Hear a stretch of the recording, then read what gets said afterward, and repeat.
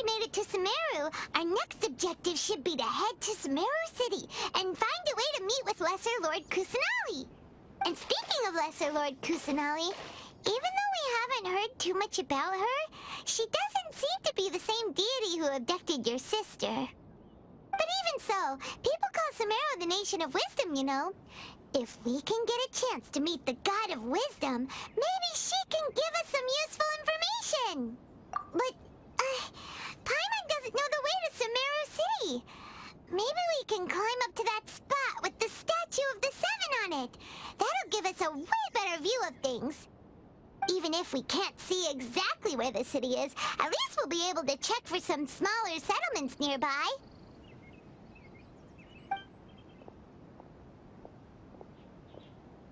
Wait a second.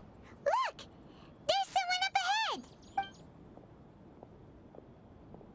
Perfect timing! Now we can just ask for directions rather than wander around like lost adventurers. Hey there! We're not from around here and seem to have gotten a little lost. We'd like to ask for some directions. Huh? Did they not hear Paimon? Hey! You over there! Could you give us some directions? Huh?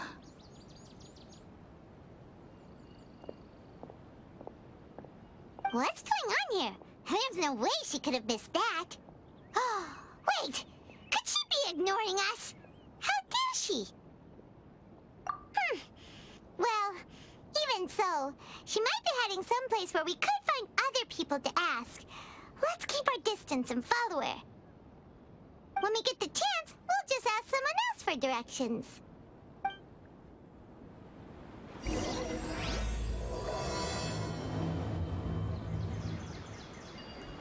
Come on, let's follow her. Just keep quiet. Make sure she doesn't notice us.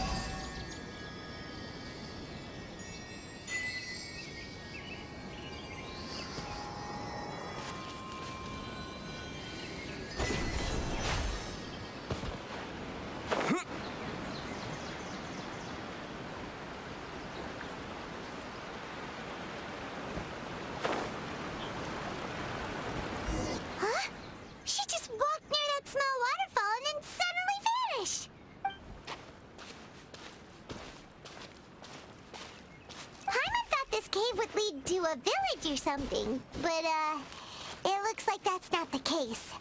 Look, she's sitting over there. Wait, she couldn't possibly be living here, could she?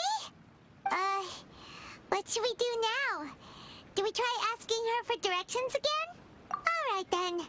It's not like we have anyone else we can ask. Even if she's not very friendly, we just need her to point us in the right direction. That's all. Oh. What a lovely smell. It's coming from that sensor over there. This is definitely not your typical place to call home, but at least it smells nice. Huh? What's the matter? You don't look too good. What? Is the smell making you feel sick? Strange. Paimon doesn't feel anything.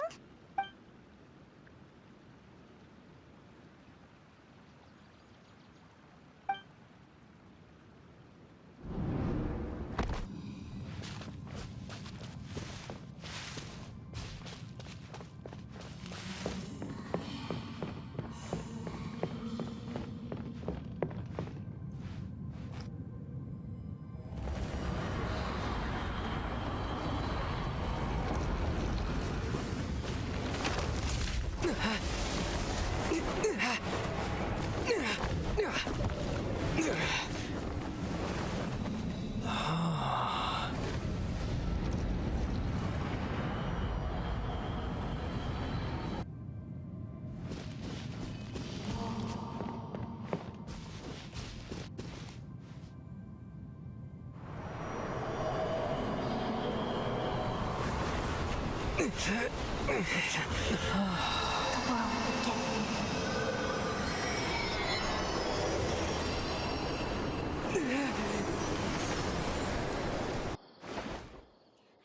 it's not serious?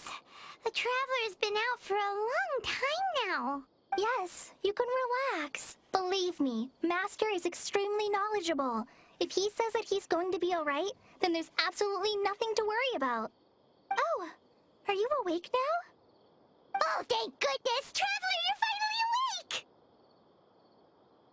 Well, we're at... Good question. Where are we? Hyman was in such a panic when you passed out that she even forgot to ask what place this is. This is Gandharvaville. It was originally built by scholars from Sumeru as a place to rest in the rainforest. Now it's mainly used by the forest rangers as a base of operations. My name is Collei. I'm a trainee forest ranger. My master and I found you passed out during our patrol, so we brought you here. Oh, no things are necessary. I didn't do anything really. By the way, how are you feeling now? Any discomfort? Oh, that's Master's herbal medicine you're tasting. He gave you some while you were unconscious. Before I forget, Master mentioned you should take more medicine once you wake up.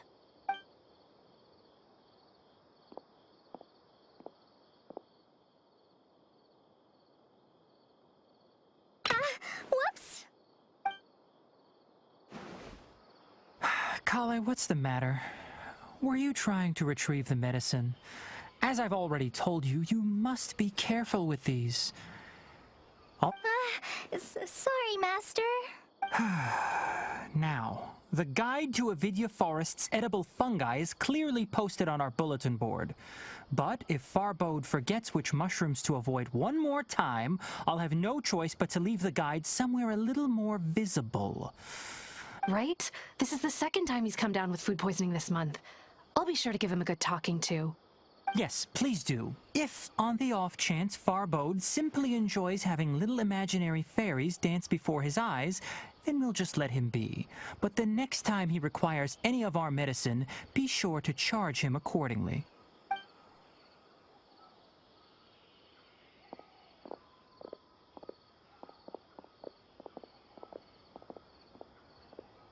So, how are you doing? Feeling better? Oh, this is my master, Forest Watcher Tignari. He is chief officer over all the rangers here in Gandharvaville. I already informed Paimon about the reason you fell unconscious earlier. But now that you're awake, let me explain it for you as well. It is common practice for Sumeru scholars of certain darshans to dedicate themselves to training and meditation in isolated areas, particularly the nearby forests. While meditating, they use a certain incense known as spirit borneol to help calm their minds as they enter a state of deep rumination. In hopes of asking directions, you two followed a scholar named Hypatia into her cave. The incense you smelled inside was the spirit borneol I just mentioned. That incense typically has no effect on most people, but for a very select few, it can have profound effects on one's cognition, as you experienced firsthand. Does that make sense? Very good. Now, answer me this. Did you feel anything after passing out? Say, any out-of-body experiences? Or did you see anything while unconscious?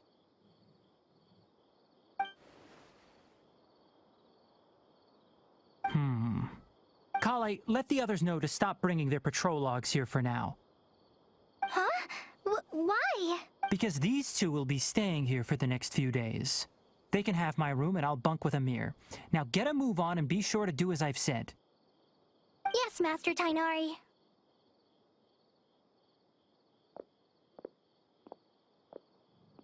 Wait, hold on a second. Can you tell us what's going on? Sure, let me fill you in. I originally planned to send you on your way once you finished your medicine. However, it appears now that you should stay a while longer in Gandharvaville for further observation while you recuperate. Further observation? No need to be hasty. As long as you have the capacity to judge between right and wrong, I promise that you'll understand the gravity of the situation once I explain everything to you. Based on what you saw after smelling the incense and losing consciousness, we can conclude that you experienced a powerful hallucination, which suggests your mental state is not in the best of shape. If you're skeptical, have a whiff of this. Whoa! Are you okay? You're experiencing a similar sensation as when you passed out, aren't you? So even though your condition is stable as of now, if I were to haphazardly let you leave, it's highly likely that you'd suddenly pass out again somewhere else. The rainforest is home to many fierce animals and hazardous areas. If something were to happen to you again, I'm afraid you might not be so lucky. For now, I suggest you continue taking your medicine each day and avoid wandering off on your own. At least until you stop having adverse reactions to this kind of smell, okay? Good. Now continue resting while I fire up another bowl of medicine for you.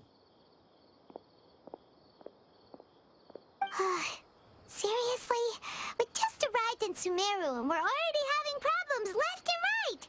Paimon knows we're set on meeting Lesser Lord Kusanali as soon as possible, but you really don't look too good. It'd probably be best to let you recover first. Hey! Are you even listening to Paimon? Paimon's over here worrying about you, you know. What's weird? You mean how you're feeling now? You mean the vision of tree roots and red skies you saw? But if those weren't hallucinations, what could they be?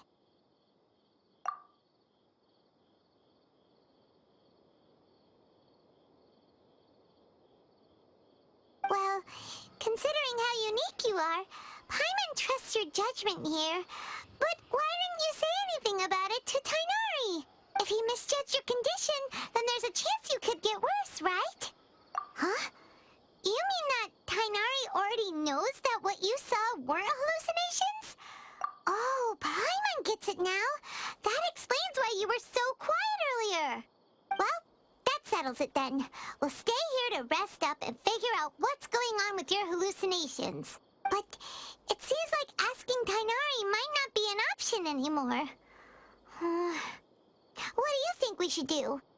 Good idea. Collei's pretty friendly. We can ask her tomorrow about what she knows regarding the Dendro Archon and customs in Sumeru.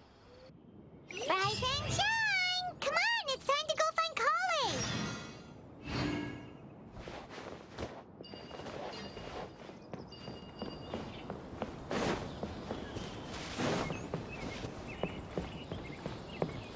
All right, next let's see your right hand. Yes, not bad. But please remember that you still need to be careful. Understand? Yes, I will. By the way, Master, I still haven't received the patrol route for today. Look, Collei, today's patrol will be a long one, so you won't be coming along this time. Besides, there's a chance we may encounter... well, you understand. But I have a vision too! Am I useless to everyone now? Don't talk like that, Collei. This is not something you need to be worrying about right now. Ah, there you are. Feeling any better? Yeah, since we'll be staying here for now, we thought we might as well try lending a hand around here. Seems you're not the type to sit back and take it easy for a while, huh? In that case, perhaps Collei could take you two for a patrol south of Gandharvaville for the day. And if you're feeling up to it, you can be responsible for cleaning the Statue of the Seven. Tignari, we're ready to head out. Roger, I'll be right there. All right, we'll be heading into the forest now. I'll leave any further details to Collei. Yes, you can count on me. So, Collei, what exactly are we going to be doing today? Tignari mentioned cleaning the statue just now, but, that doesn't really sound like the job for a ranger. Well, a forest ranger's responsibilities can be pretty diverse. They handle a variety of tasks, like checking the condition of outlying roads, maintaining forest facilities, ensuring fire prevention standards are met, and providing assistance to travelers and locals. As for Master, well, he has to handle more dangerous areas of the rainforest. Today we can perform routine checks on the pathway lamps as we make our way to the Statue of the Seven. Paimon Paimon, traveler, this way! You can leave the task of checking the lamps to me. In the meantime, you two can keep an eye out for anything unusual. The statue of the Seven is up on top of that large rock formation. You must have seen it when you came down this road before. It's pretty high up there, isn't it? Don't worry. If you're afraid you can't make it up there, I'm sure Master wouldn't mind if you don't clean the statue. Oh? I guess I'll leave it up to you then. There's not much footing once you reach the statue, so be careful up there. Paimon will fly up with you and help you with those hard-to-reach areas. By the way, Collei, do you know anything about the Dendro Archon? That depends. Are you referring to Greater Lord Rukkhadevata or Lesser Lord Kusanali? Huh? Greater Lord Rukkhadevata? Oh, is that the name of the former Dendro Archon? Uh-huh. Greater Lord Rukkhadevata was Sumeru's first Dendro Archon. She created the rainforest as well as the wall of Samiel around the desert. Her works provided a means of peaceful living for everyone. To the people of Sumeru, she's not only a symbol of wisdom, but also of power and kindness. Unfortunately, she disappeared in a great calamity that occurred a few hundred years ago. According to what Master has told me, the sages later found the newly born Dendro Archon and whisked her back to Sumeru. To celebrate the reinstatement of their lost deity, the sages dubbed her Lesser Lord Kusanali and let her reside in the sanctuary of Sarastana. Uh-huh. Then what happened? Well, and then... I'm not too sure what happened, to be honest. Huh? You're not too sure? But aren't you from Sumeru? Yeah, I'm from Sumeru. Maybe it's difficult to discuss this topic with strangers. If that's the case, then don't worry, we understand. No, it's not that. I'm not trying to hide something from you. Besides, I don't consider you two strangers. Anyway, you two know Amber, right? Wait, Amber? You mean... Yes, that's her. I once lived in Mondstadt for a while, and she helped me a lot during that time. You could even say that she helped me become a new person. There's no one like Amber. She lives life to the fullest while always adhering to her strong sense of justice.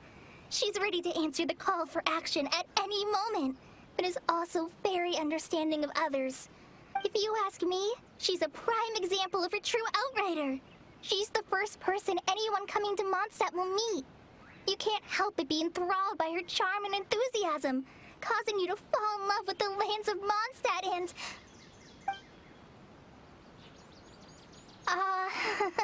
Sorry. Paimon thought the work of Outriders was a little different from what you just described, but one thing's for sure, you really like Amber. Sorry. I was rambling on just now. It must have sounded kind of weird. It's all right, Collei. Knowing that you're a friend of Amber somehow makes Paimon suddenly feel a lot closer to you. So, how do you know that we've met Amber? Well, after I returned to Sumeru, Amber and I have stayed in touch by writing each other letters. In one letter, she mentioned that Mondstadt was attacked by a fearsome dragon, but the city was saved by a mysterious blonde traveler and their floating companion. I knew you two were the ones she mentioned in the letter the moment I saw you. But, considering everything you've been through that day, So that's how you knew. Yep, so please know that you two have my complete trust, really. I wish I could tell you more about the Dendro Archon, but I have been away from Sumeru for some time, and I haven't read any books. Sorry. That's all right. You've already helped us a lot. We had never even heard of Greater Lord Rukkhadevata or the Sanctuary of Sarastana until you mentioned them. Oh, I'm happy that was helpful. There is one thing I want to ask, though. Why do you two want to know about the Dendro Archon?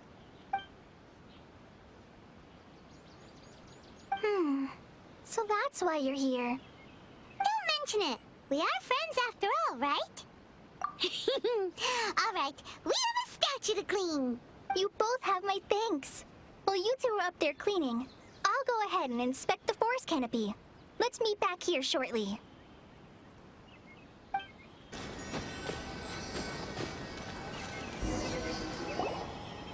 Huh. Now that Paimon looks at at it, the deity that's carved on the statue is kinda small.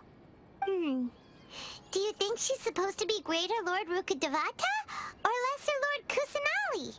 The name does seem to fit the statue somehow. Well, anyway, we'll have to figure that out later. Let's get started on cleaning the statue. Paimon will fly up and take care of the top, and you clean everything below.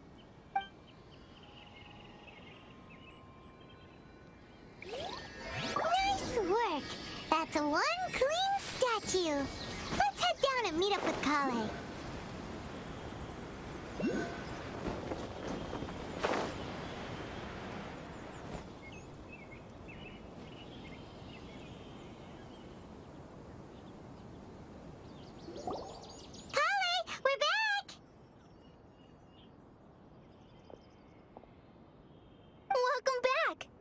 Be tired after all that climbing. Let's take a little break. I brought some fruit and water for us. Yay! Food! What kind of goodies did you bring? Hey, don't be a party pooper. It's not like Collei is a stranger or anything. Besides, the best way to compliment a chef is to show passion for their food. I prepared a nice portable dish that forest rangers like to eat called pita pockets. I hope you'll like them. Whoops! No! You dropped it on the ground! Not to worry. I wrapped a few layers of oiled paper around each pita. They should be fine. Oh, whew.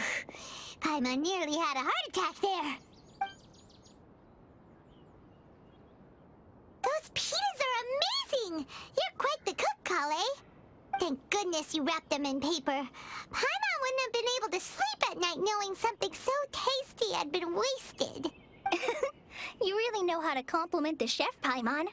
Since you liked it so much, I'll be sure to give you a copy of the recipe sometime. Yay! Thanks, Collei! It's hard to believe someone as diligent as you could have clumsy moments, too.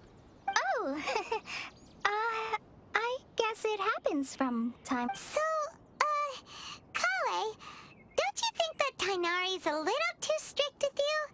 He won't let you touch anything without his permission.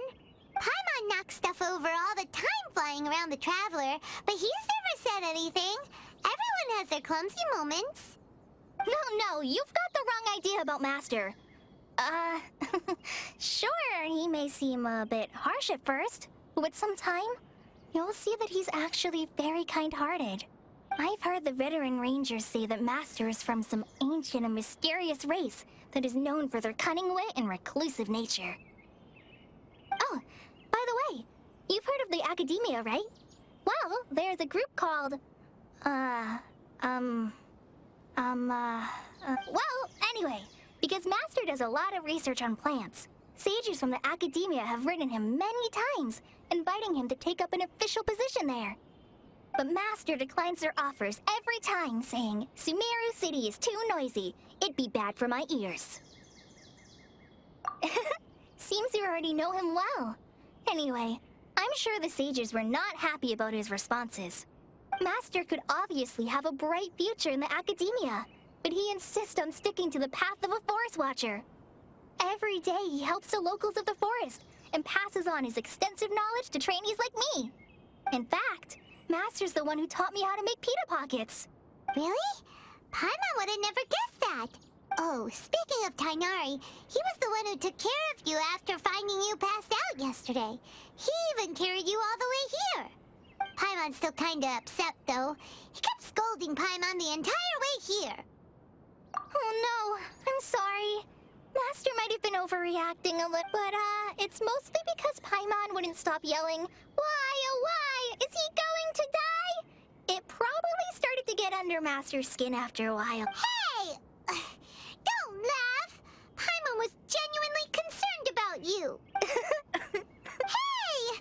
Now even Collei's starting to laugh. Ugh, that's it! Paimon won't forget this! It's time for some primordial wrath! No! Don't touch me!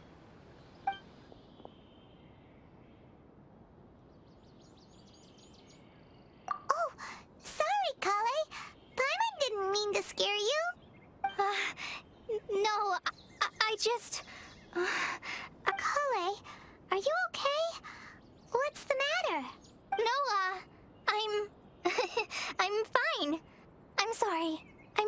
startled you both reacting like that. Oh, well, it's getting late now. Let's hurry back to Gandharvaville. I think Master and the others should be back by now, too. Huh?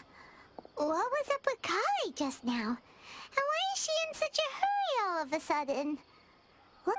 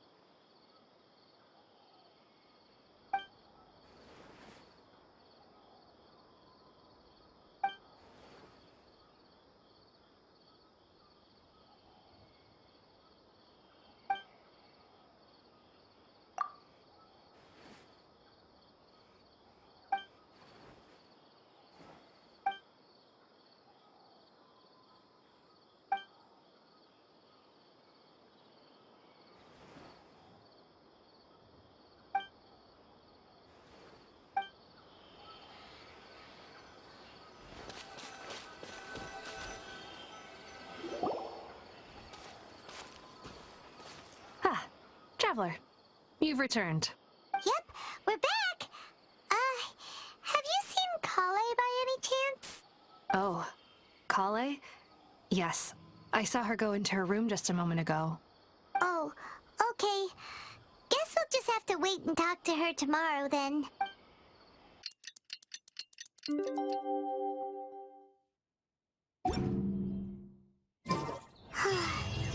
Paimon was thinking all night about what happened with Collei, and still can't figure out what the problem might be.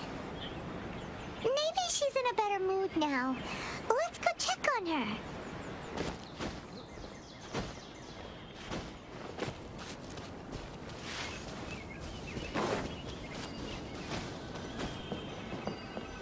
Ah, it's you two. I was just about to go look for you. Huh? Tignari? What are you doing here? I came to check on Collei's condition. To put it simply, she's not well. You mean she's sick? How could she be... Oh, wait a minute. Could it be because of what Paimon did yesterday? No need to worry. Something as small as you could never harm her. This sickness is something that Collei has been dealing with for some time. Collei has been more excited than usual since you two arrived. A little too much so, to be honest. She hasn't remembered to take care of herself. I suppose it's understandable, though. She hasn't been around anyone she considered a friend for some time now.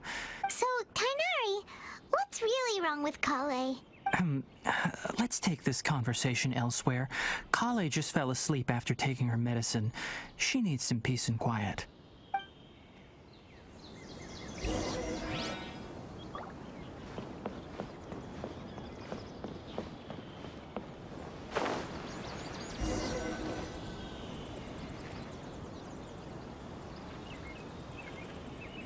All right, let's continue our conversation here, shall we? To be honest, I hadn't realized that you're that honorary knight from Mondstadt until Collei told me just now. I've also heard all about your deeds in Liyue and Inazuma. So, just to clarify, what I'm about to tell you about Collei is not because of who you are or your past feats. Instead, I am going to tell you because, well, because Collei asked me to. And honestly speaking, I was against Collei revealing her past to you. But she insisted, saying you two treated her with sincerity and as a friend.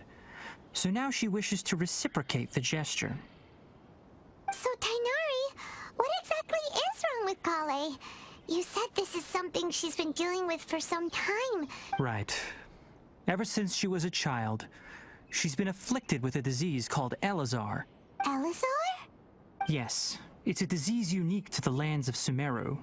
It is characterized by dark and hardened scales that form on the body. At first, the afflicted may only feel mild numbness on the affected area of the skin.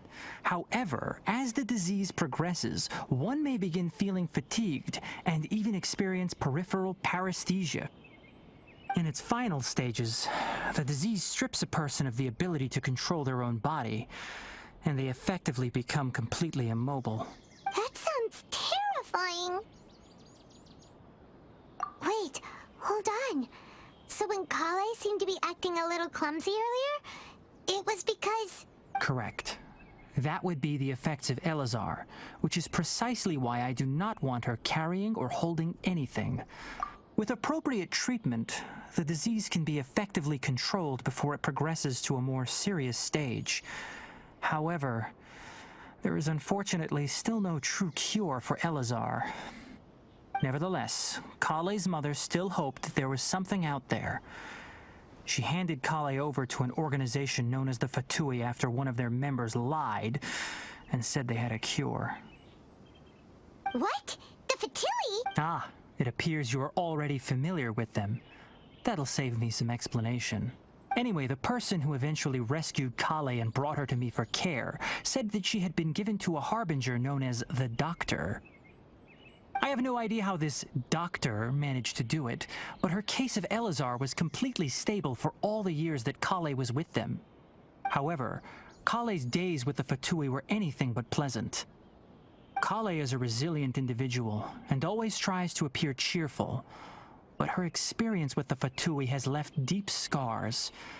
Even now, she can still feel deathly afraid of someone touching her. Oh, Paimon had no idea Collei's been through so much suffering. Oh, by the way, Paimon, Collei wanted me to tell you that she's sorry for scaring you yesterday. She also wanted both of you to know that she's sorry for hiding her illness. She doesn't need to apologize. None of this is her fault at all. Well said. I hope you'll get a chance to tell her that in person the next time you see her. Collei once thought that it would be impossible for her to have any real friendships. I trust that you two will never let my trainee experience such emotional pain again. Don't worry, Tignari. We'll take good care of her. Well, it's not too serious at this point. She overexerted herself the last couple of days, which is what led to her breakdown this time. As long as she has taken her medicine and gets plenty of rest, she should get better. Though, I must admit that Collei's condition was much more stable when she first arrived here in Gandharvaville. She was interested in the work of the forest rangers the moment she saw us. I could see that she was serious about learning, so I felt compelled to ask her to join us. Her stamina has gotten much worse recently. Though a moderate amount of physical exercise is always necessary, I'm afraid the long-distance patrols are a little too much for her now. All right, now that I've told you about Collei's past, I think I'll head into the rainforest to find some ingredients needed for her medicine. I'll see you two later. Yeah, we'd like to do something to help Collei too. All right, but I must warn you two. The rainforest is a dangerous place, especially for someone who's still recovering like the Traveler. You must follow closely and listen to every instruction. No problemo. Let's go then. We'll be looking for a plant known as lunar lotus. It's often used to help those afflicted with Elazar recover their energy. Hey, Tignari?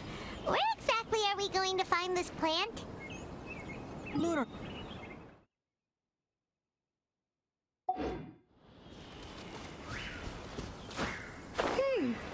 Given the name, it sounds like we should be looking for it in the water. You are correct. Lunar lotus grows in the water. When fully matured, they look like giant blue flowers floating on the water's surface.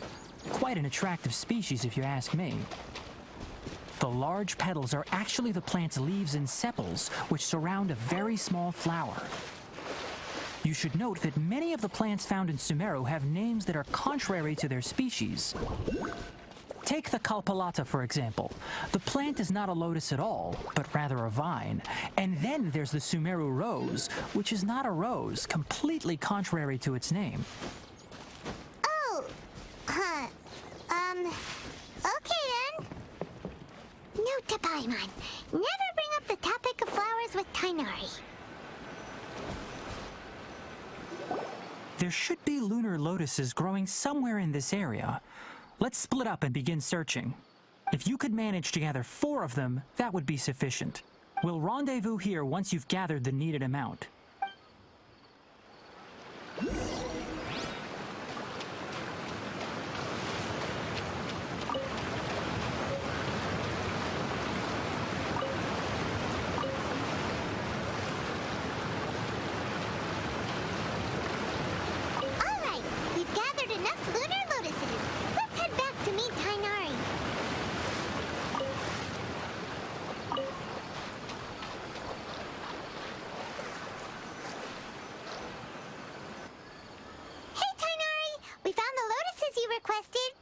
Let me take a look. Good, very good. These are all excellent. I'm quite glad you two came along. Your exploration experience helped save me a lot of time here. It seems we even have enough time to stock up on some other things I need. Hey, Tignari! Oh, Tignari! Someone's calling your name! They're dressed like a forest ranger. Ah yes, that's Amir and the others. But didn't they just set off not too long ago? What are they doing back so early? Let's go find out what's going on.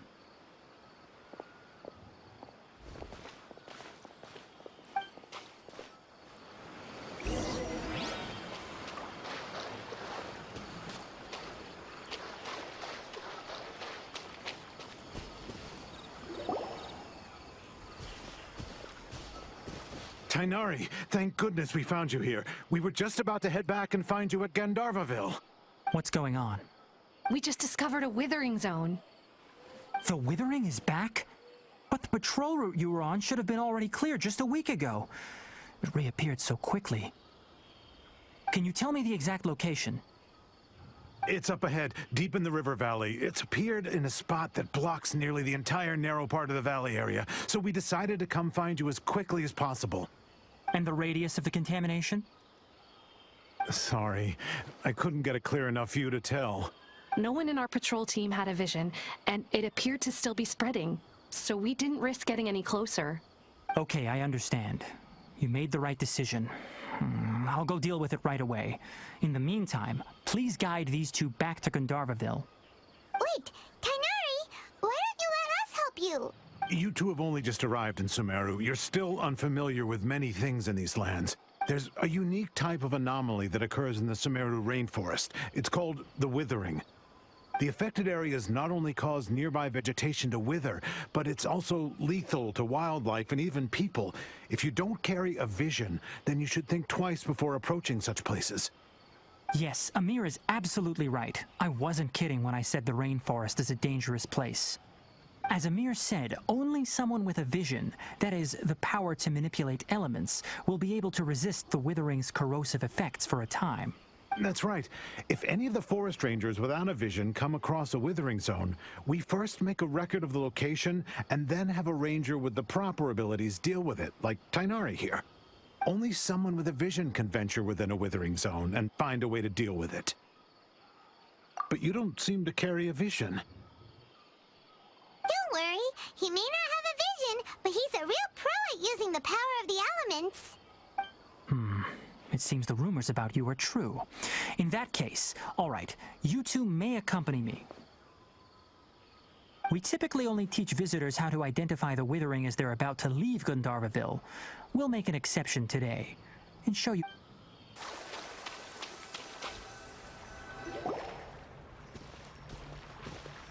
Stop. Don't move any further. Look there in the distance. Huh? Where? Oh, look! Those plants have withered! That whole area is kinda gloomy. Even the air looks like it's filled with ash. Oh, Paimon doesn't like the look of this. That is the withering. All right, traveler. we're going to have to enter that withering zone. Once inside, we'll need to look for what we call tumors of the withering. If we eliminate those, then the area will be saved. Thank you, but I must warn you, don't push yourself. This is your first time handling this sort of thing, after all. Even with elemental powers, once you step inside the withering zone, you may experience extreme discomfort. If at any point it becomes too much, return outside of the zone and take a breather. You ready then? Let's go. First, we must locate any branches sustaining the withering zone.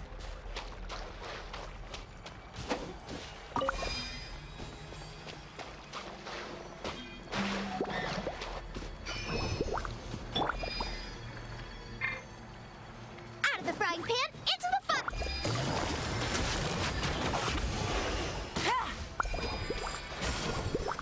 Take it easy. Great work. Now that all the branches have been cleared, we'll need to take care of the tumor. Yes, dicey. Gotcha. Propagate! Go and splash! Now, destroy the tumors of the withering. We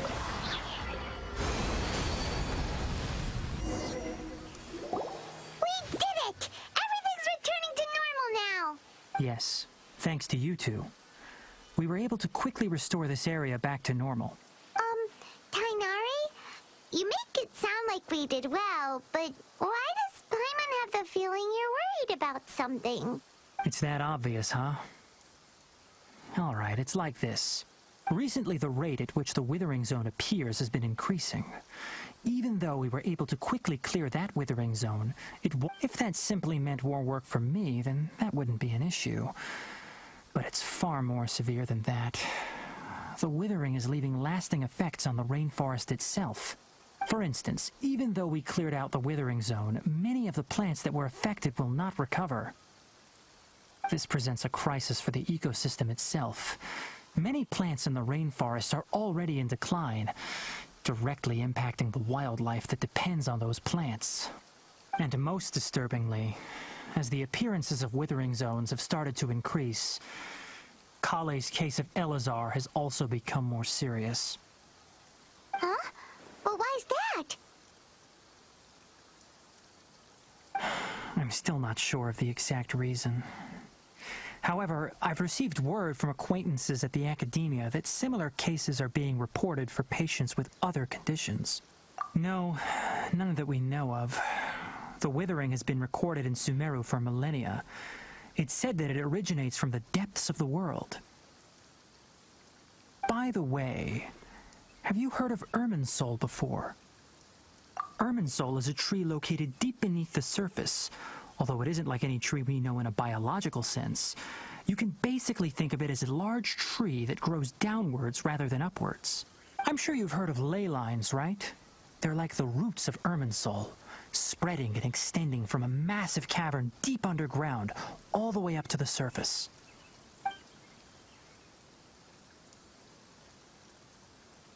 Ley lines continually absorb the memories of this world, which are then funneled into Irminsul, allowing it to collect knowledge and wisdom from ancient times to present day.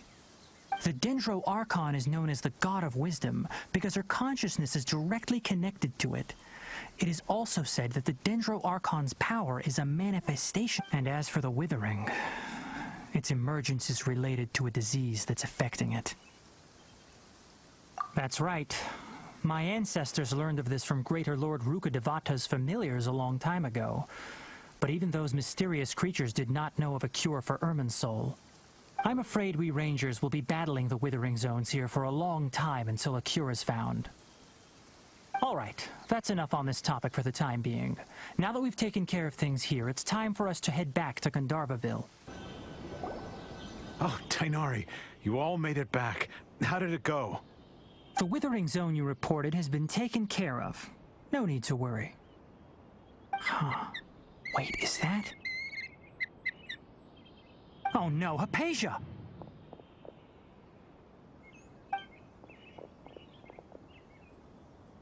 Huh? What's wrong, Tignari? This Duskbird is Hypatia's designated courier for urgent news. You do remember her, don't you? She's the scholar you and Paimon were following when you first arrived in Sumeru. Oh, her? How could we forget? So did something happen? Let me see what's written in the letter first. Oh. So what's it say? And what's with that weird expression on your face? Just let Paimon read it. Huh? All Paimon sees are 3 squiggly lines. Yes, allow me to explain. After we brought you from Hypatia's cave to Gandharvaville, Hypatia resumed her meditation. She must have just finished. It's been nearly 3 days since she's had anything to eat, and it appears she's forgotten to prepare some rations. This letter is her asking us for help. We need to go. What? You mean she's been sitting there for 3 days? Hey, wait, how did you know all that from just a few lines on the paper? Well, obviously because this has happened before. Last time she drew 5 lines, and by the time we found her... Needless to say, Hypatia's been through worse, but we should still get to her as quickly as possible. I've got some emergency rations set aside for times like these. Paimon, Traveler, could you two bring these to her? Wait, you want us to bring her the rations? But will the Traveler be okay if her cave is still filled with that funny incense? Let's find out. Here, Traveler, take a smell and see. So, how do you feel? Huh? Really? You're not feeling even a little drowsy? But wait, how'd you know that he'd be okay this time, Tignari? Back when we were clearing the Withering Zone, I observed that he could adeptly manipulate the Dendro element. I knew then that he would be fine. And if I may ask, when I was telling you two about Irminsul's ley lines, was what I described similar at all to what you saw while you were unconscious? That's correct. Those weren't hallucinations at all. Though I don't intend to apologize for deceiving you. Because what you saw is of significant importance. Not just for the nation of Sumeru, but the entire world of Teyvat. My forefathers were shown much favor by Greater Lord Rukkhadevata. We took an oath to protect this nation together with her. Now that that duty has fallen to me, it was part of my responsibilities to ascertain whether you could be entrusted with the fate of Sumeru. Now, after seeing you in action with my own eyes, you have earned my confidence, and I no longer feel the need to hide any secrets from you. When you passed out, your consciousness had connected directly with Irminsul. What you witnessed were actually real memories contained within Irminsul itself. I could try to tell you more, but it would be better if you went to ask Hypatia instead. Her focus on meditation and use of Spirit Borneol are aimed at establishing a connection with Irminsul. That sounds nice and all, but will she really help us? Seriously, she completely ignored us the last time we tried talking to her. That was because when you ran into her, she was in a special phase of her training. During that time, she must avoid communicating with others. Please, wait here for a moment.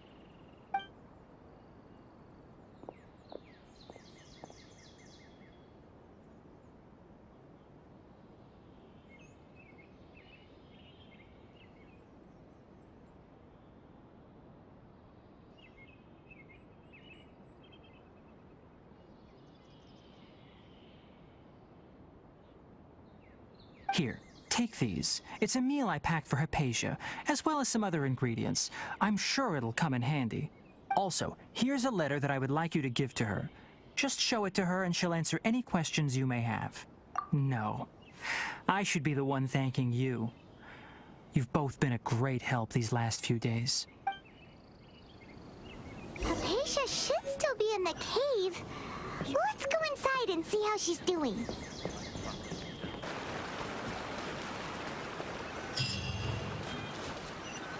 Hello? Hypatia? Hey, there's nobody here. Maybe she went out to look for some food. Let's try looking around the area.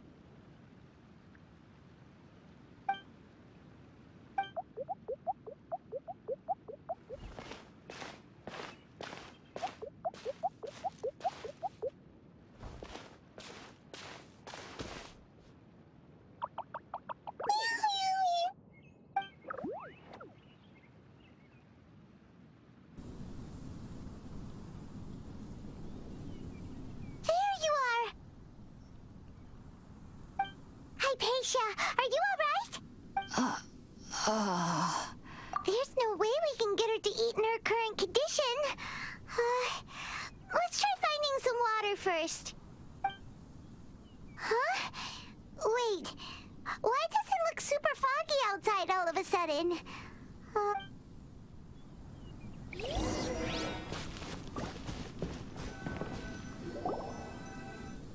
Huh? How'd things out here end up looking like this? What happened? And where are we? Really? Oh, maybe you're right.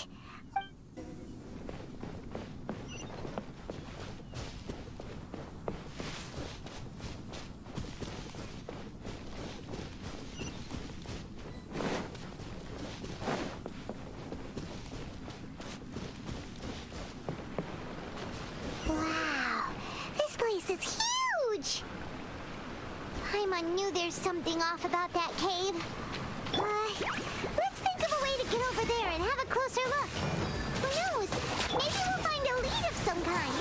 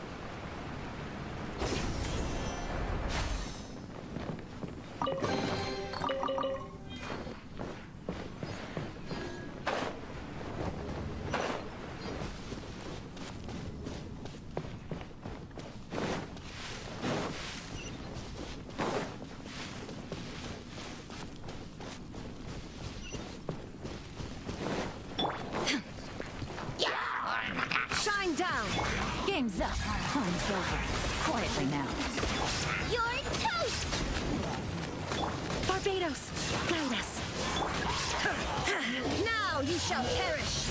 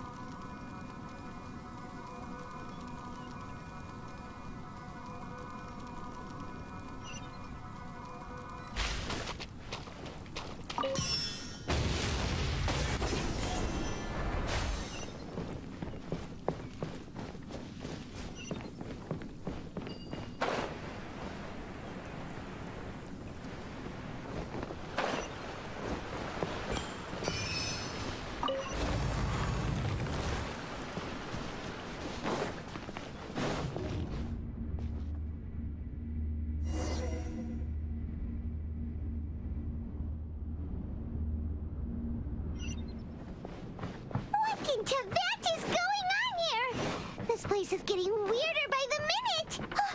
Hey, what's the matter? You don't look so good.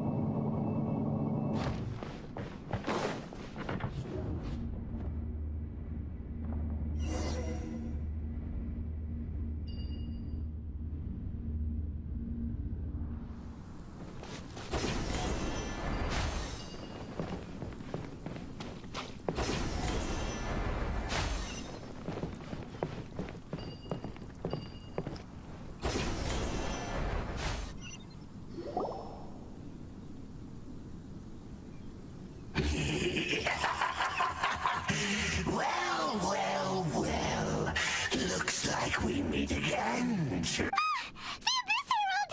What are you planning to do in this strange place? Strange place. Plotting. You needn't worry about such things. They don't concern you.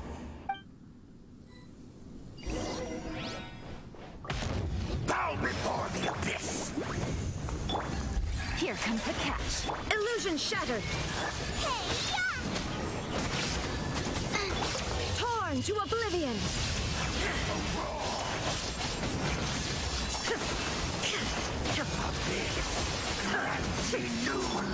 Get them! I swear by my sword.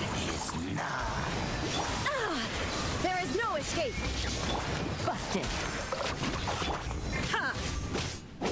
Game's up. Fun's over.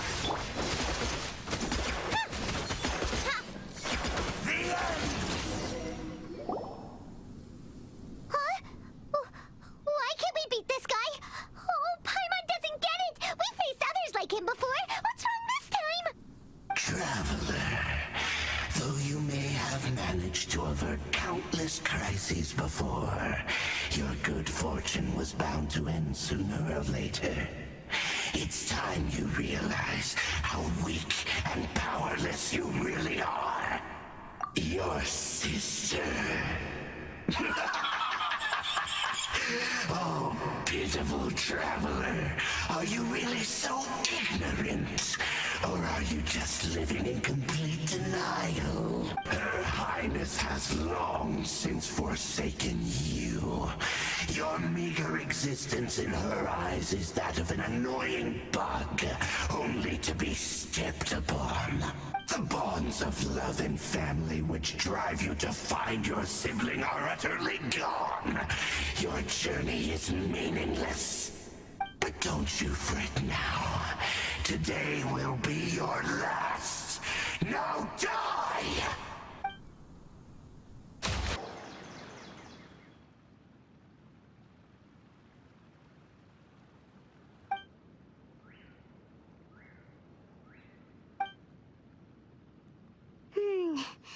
What do we do? We haven't seen Hypatia anywhere out here. Oh, there she is! Quick, let's see how she's doing. So sweet. Well, the good news is that she's still conscious. Hey, why'd you drop her food on the floor like that? Are you okay? That's really not like you. Anyways, we can talk about this later. We better make sure she's all right first.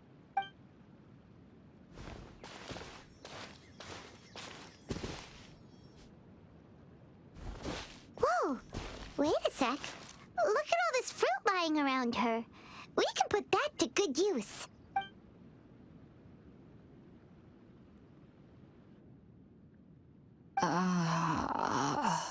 Who is there? Tignari, is that you?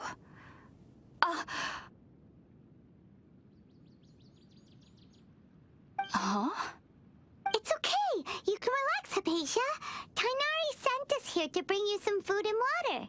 Here, we have a letter that he asked us to give you.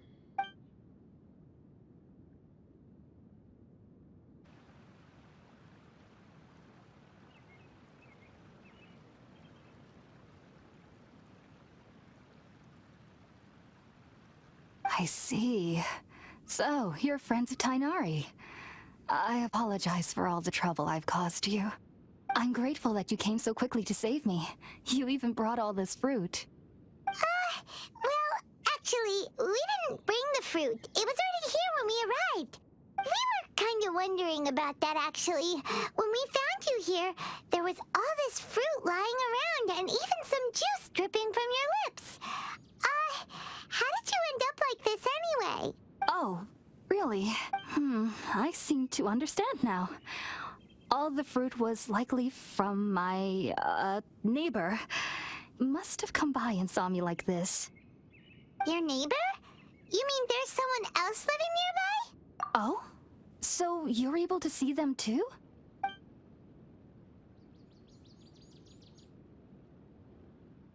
Wait, hold on a second, Traveler.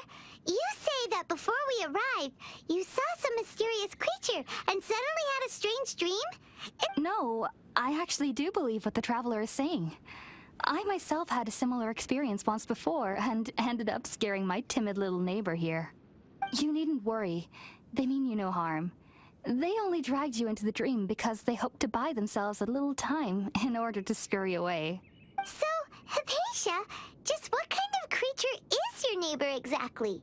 I'm not sure what it's called, to be honest. But I do know that they have some sort of deeper connection with the Dendro Archon. I know this because the first time I saw them was also the exact day my consciousness was able to form a connection with Irminsul. Even after I opened my eyes and stopped meditating, my heart was still pounding, and my mind was racing with all the knowledge that I had touched. And at that very moment, I suddenly noticed a small figure at the opening of the cave. In my curiosity, I began to walk over to the creature. They must have already been used to me living in the cave, because they didn't seem to mind me approaching them. They just kept doing whatever they were up to. It wasn't until I crouched down next to them that they suddenly realized that I could see them. Oh, and then? And then I had a dream. By the time I came to, they were nowhere to be seen.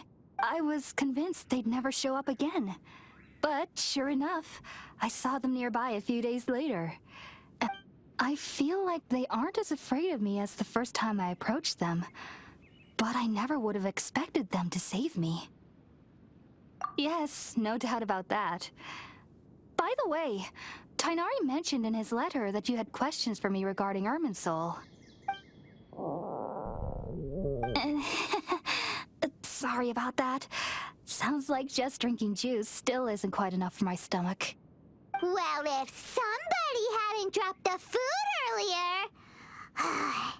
Anyway, looks like we'll need to prepare something ourselves. Besides, Paimon's getting hungry too. Let's eat first and talk about Irminsul later.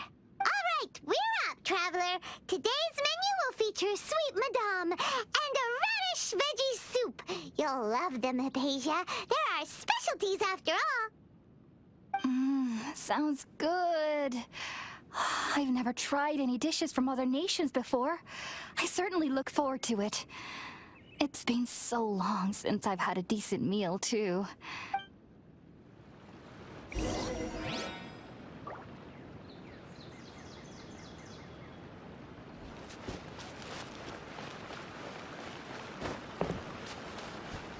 Out of the frying pan, into the fire!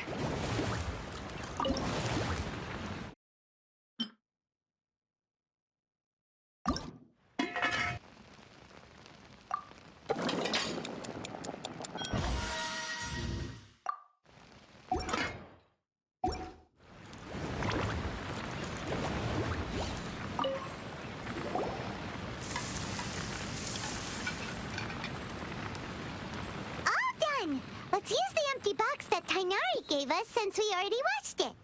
Oh, it smells amazing. And the box is a nice touch, too. Let's go serve this up and start eating with Hypatia. Asia!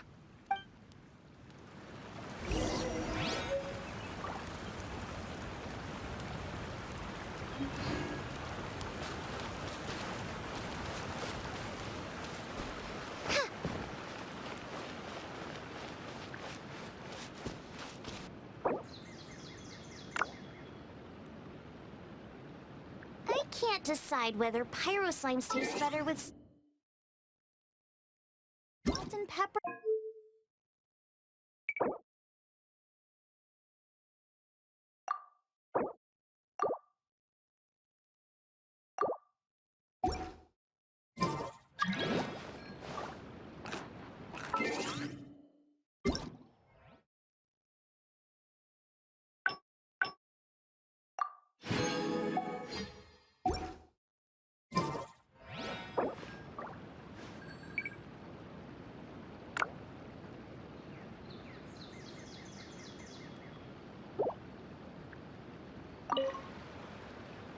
Are you already finished cooking? Smells delectable. I'm truly thankful whenever I can enjoy a proper meal like this. Cook...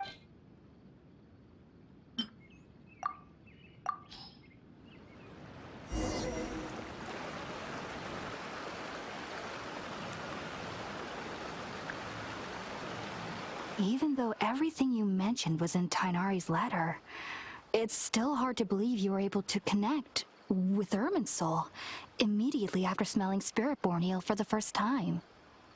It took me nearly 3 years before I could do so, and everyone at the Academia even lauded me as a genius. You should know that some researchers spend their entire lives without ever successfully connecting with Irminsul as you have. So why does this incense allow people to connect to Irminsul? The ingredients used to make Spiritborn eel primarily consist of plants created by Greater Lord Rukkhadevata. These special ingredients are conducive to heightening our senses to the Dendro Archon's power. Since the root of the Dendro Archon's power lies within Irminsul, we can occasionally tap into her powers to peer into the depths of the earth. Naturally, anyone who can establish a connection with Irminsul in their first ever attempt must be a person of great understanding. Makes sense. But Paimon's got a question. Why was he sensitive to the smell of those plants for such a long time? That was primarily due to his body's unique constitution. Stimulated by the incense, he could perceive the Dendro Archon's power and experienced a sensory overload, hence the adverse reactions. Taking in any scent similar to the ingredients of Spiritborn eel would cause adverse effects. Not to worry, though. It appears you've already fully recovered. Technically, your body should still be sensitive to the powers of the Dendro Archon, but unless you're using intentional meditation techniques, the scent of Spiritborn eel should no longer trigger such reactions. Whew. Well, that's a relief. I must admit, I am quite envious of your abilities. Even if it meant suffering from pounding headaches for the rest of my life, I'd consider it worthwhile so long as I could connect with Irminsul at will. Whoa, you're really serious about this whole thing, aren't you? I am a researcher after all. As a member of the Ritaoist Darshan at the Academia, my main area of research is the stars and their connection to the fate of living beings. But there is still so much we don't know, especially regarding the mysteries that lie in the starry skies. Which is why I must turn to the all-knowing Irminsul for answers. If only my perception wasn't so limited. Unfortunately, I cannot guarantee that my every attempt to attune with Irminsul will be successful, or that doing so will leave my consciousness intact. I am currently in the stage of training known as Satyavada life. Many researchers in Sumeru have lost their minds while seeking to attune with Irminsul during this stage. Sages have said that Irminsul contains divine knowledge, and touching such knowledge without the proper preparations and abilities will only lead to one's mind caving in on itself. That's why we meditate alone. We need to ensure that our minds will be calm while minimizing the possibility of involving anyone else. Whoa, so knowledge from Irminsul can be super dangerous. Aren't you afraid of the risks, Hypatia? Of course I do. especially during nights that are pitch black with no moonlight, and dead silent without even the sound of insects. However, I've been feeling better as of late. I don't get as scared anymore knowing that I have a little neighbor living nearby. I believe that being able to see them is a sort of blessing from the Dendro Archon. But what's strangest of all is that they're clearly an envoy of the God of Wisdom herself, and they have the curious power to make people dream. What's so strange about that? It doesn't sound so out of place for a divine being, does it? Well, it's strange because nearly nobody in Sumeru can ever dream. Ah, is that true? Yes, well, to an extent. Only children can dream in Sumeru. The sages say that wisdom implies rationality, but that which occurs in dreams is often neither rational nor logical. Yes, if one struggles with anxieties, those emotions could influence their dreams. The fact that the people of Sumeru do not have dreams is seen as a blessing by the sages. They believe that Greater Lord Rukkhadevata, the god of wisdom, is keeping us away from the foolish delusions you encounter in your sleep. I was born into a family of scholars in Sumeru City. Ever since I was a child, my parents would always tell me that I'll know I've grown up once I stop dreaming. I studied hard, enrolled as a student in the academia, and went on to become a researcher. But then, on the day I scared the little Aranara, I suddenly saw a dream again. It was incredible. Though I don't exactly remember what I saw, I clearly recall the feeling. I suddenly felt like I was a child again. Back then, I was foolish and ignorant as any youth would be, but I was free of fear. Maybe dreaming isn't as bad as we've made it out to be. Just be sure not to speak of this if you travel to Sumeru City. They'll look at you as if you've lost your mind.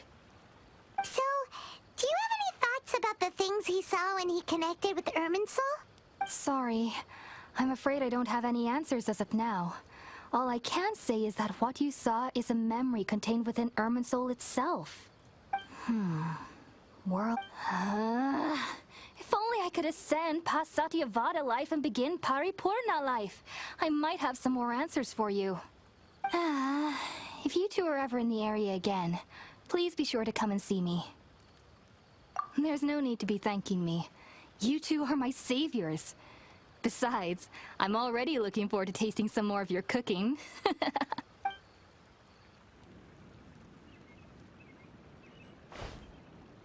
Now that we know Hypatia is alright and had the chance to ask her some questions, Paimon thinks it's about time to head back to Gandharvaville.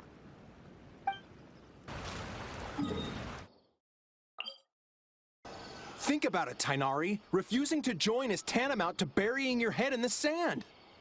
I understand that you're a forest watcher and that it's your duty to combat the effects of withering zones.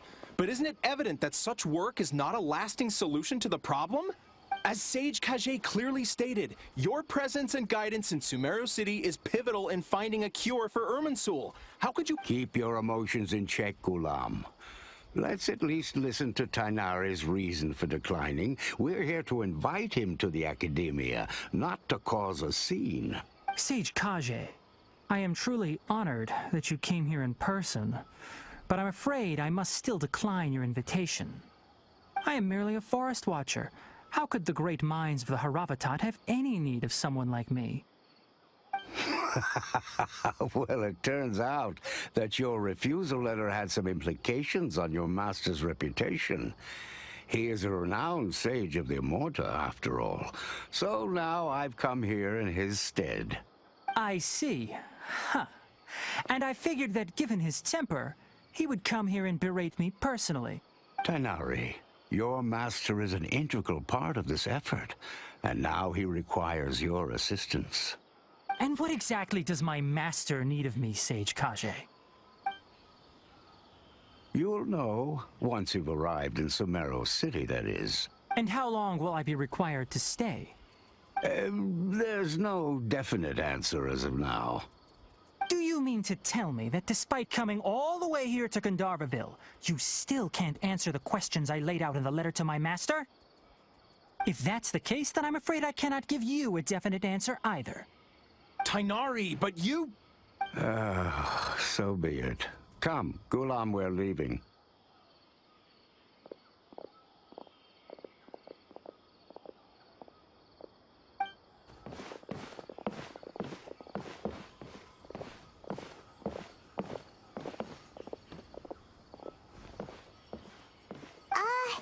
Tignari, what was that all about? It's nothing. Some people from the academia wanted me to go to Sumeru City to assist them with a project, but I had to refuse on account of all my responsibilities here. But all that can wait. How did things go with Hypatia? It was quite the eventful trip, but the main thing is that she's safe and sound. She answered a bunch of questions for us, too. Very good. Now that the traveler has made a full recovery, there shouldn't be any reason for you to tarry here longer. I assume you will be heading to Sumeru City, correct? That's right! We want to meet Lesser Lord Kusanali and ask her for advice. Do you have any idea on how we can find her? Sorry. I'm afraid I don't have any advice for you there. Well, do you at least know anyone we can try asking in Sumeru City? Let me think. My trips to Sumeru City have been fairly short, and most of my acquaintances are researchers. How about this? I'll write you a letter of introduction that you can give to a researcher I know. He's from the Amurta Darshan and is adept at gathering information. Asking him might prove worthwhile. Also, when you enter Sumeru City, you'll probably end up receiving something like this item here. I'm not sure if it will ever come in handy for you, but maybe you can give it a try. Oh? What is it? It's called an Akasha Terminal. It's a tool produced by the academia that utilizes the legacy of Greater Lord Rukkhadevata. Some say that this very item is the basis of Sumeru's reputation as the City of Wisdom. Needless to say, this device and its usage fall under the academia's expertise, so I'll leave it to them to show you how to use it. Great! Next up, Sumeru City! But wait, that's right! Tignari, we have something important to say to Collei before we leave. Is she doing better now? Yes, she's doing much better. After being confined to her bed all this time, I thought a little walk would do her some good. Last I saw her, she was taking the path towards the North Crossing. She knew you two would be leaving soon, so she must have wanted to see you off. Thanks, Tignari. All right, let's go! Farewell, and good luck to you both. The rainforest is the best place to live. For the next interview, I think I'll start.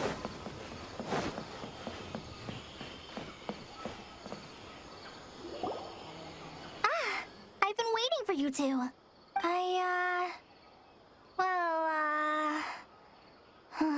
Never mind.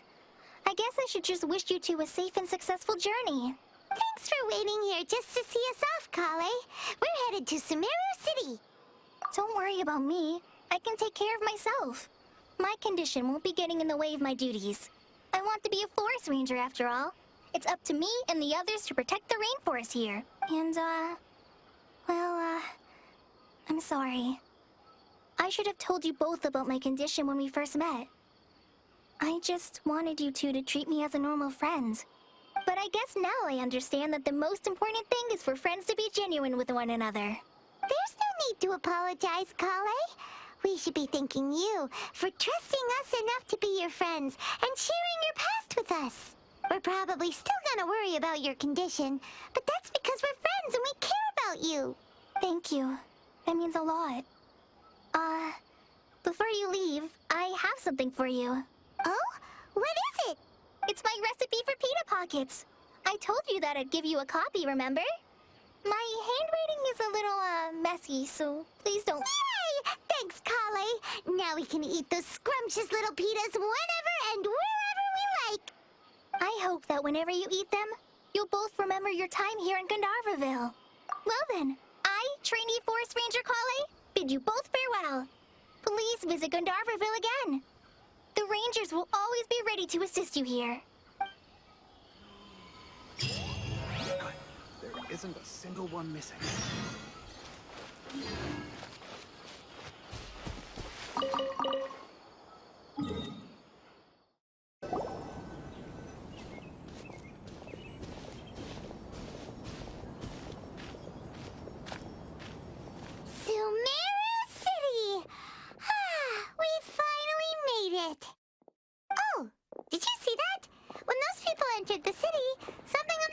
split up. One moment, please, you two. It appears this is your first time visiting Sumeru City. Oh, yeah, that's right. Because there's currently no information on either of you in the Akasha. But no need to worry, that won't prevent you from entering the city. In fact, the Academia conveniently provides each traveler to Sumeru City with a device.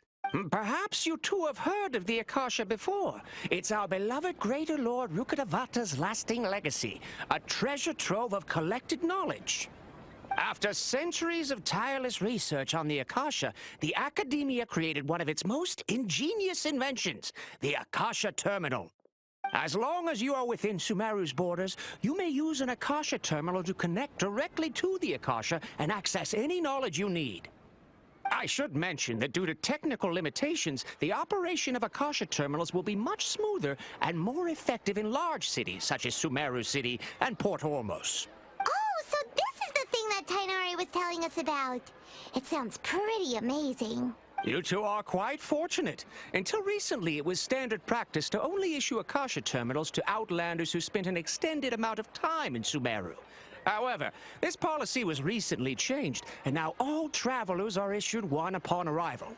Here are your Akasha Terminals. Please handle them with care.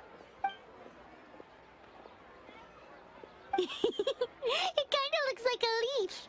To activate it, simply hold it in your hand and say the following phrase to yourself. May the mighty God bless us with their voice of wisdom. Oh, since this little doodad lets you access knowledge, maybe we can use it to find a way to meet Lesser Lord Kusanali. Let's give it a try. Ahem. May the mighty God bless us with their voice of wisdom.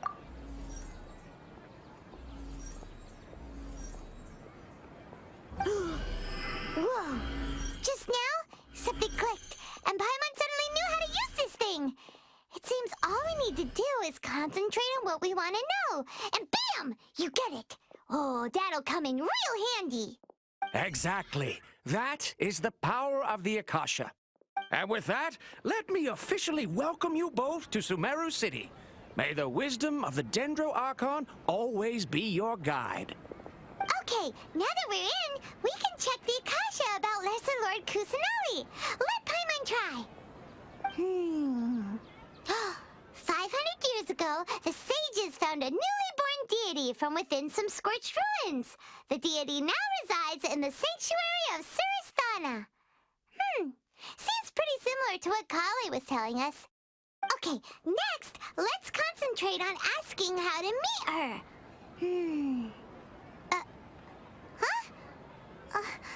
Paimon doesn't sense anything. Oh, come on! Focusing on this question feels like when you have something you're trying to remember and it's on the tip of your tongue, but you just can't think of it. Paimon's brain is exhausted. Oh, smart idea. But what are you going to ask it?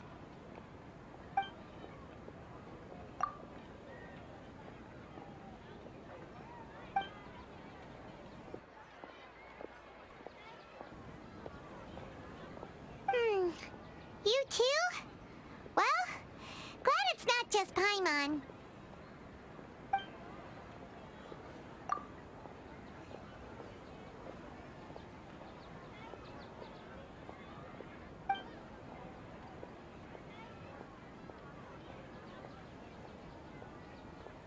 Uh-oh. Paimon's getting all teary-eyed all of a sudden. It feels like the people of Sumeru really miss their Archon.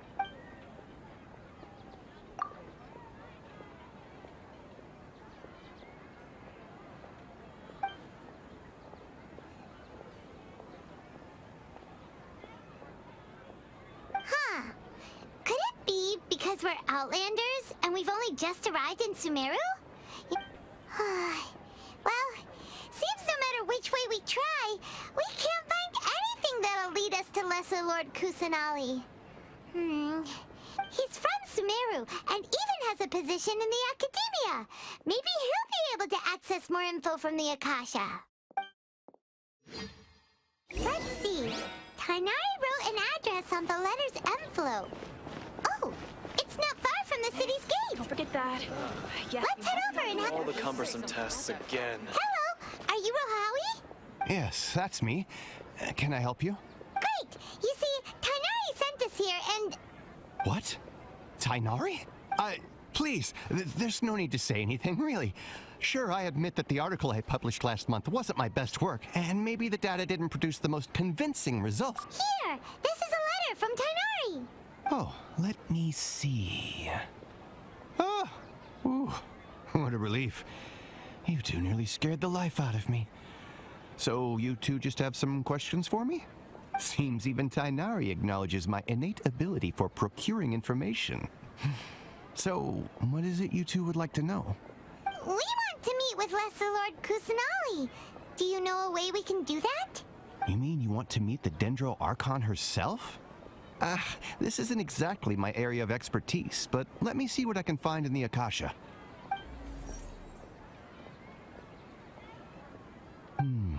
Sorry, the Akasha didn't respond to my query. What? You too? But what about your abilities for getting information and all that? Paimon was sure you'd be able to access more info than we did. Well, as I said, this isn't my area of expertise. I am but a lowly researcher, so the Akasha doesn't see a need for me to know more about the Dendro Archon. All I know is that ever since Lesser Lord Kusanali returned to Sumeru, she's never left the Sanctuary of Surasthana or made a public appearance. Huh. Didn't expect her to be such a mysterious figure. The Dendro Archon is somewhat of a recluse. Perhaps she just doesn't want to entertain visitors, which would explain the lack of information in the Akasha. But then what can we do? No need to worry just yet. I'm only hypothesizing here. You could certainly try asking around and see if anyone else has ideas. And besides, you two should consider the bright side of things. Not being able to see Lesser Lord Kusanali may not be a bad thing. In this world, there will always be information you cannot obtain from the Akasha, and things you can never accomplish. Knowing when to yield is a form of wisdom. Take me, for example. It's a miracle if my brain cells can spit out one paper every 3 years. But Tignari? That guy can publish 3 papers in just a single year. Okay. Thanks for your advice. Don't mention it. If you two ever want information about things like who's been promoted within the academia or relations between the 6 great sages, come find me. Hey, come on. This is a survival skill at the academia. Oh, Paimon's expectations were pretty low, but so what do we do now? Even if we want to talk to someone, we don't know anybody here. Huh? Like who? Oh, you're right! Catherine! The Adventurers Guild has its own intel network. Let's hurry and find her. Watch out for pickpockets.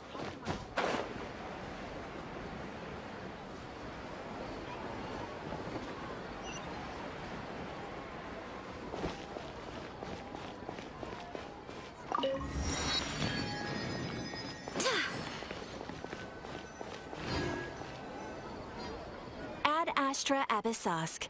Hello, Traveler and Paimon. Catherine, we need your help with something. Understood. The Adventurers Guild is always ready to serve you. With what do you require assistance? We want to meet with Lesser Lord Kusanali. Do you know a way we can do that? You two wish to meet with Sumeru's Archon. Understood. Please wait.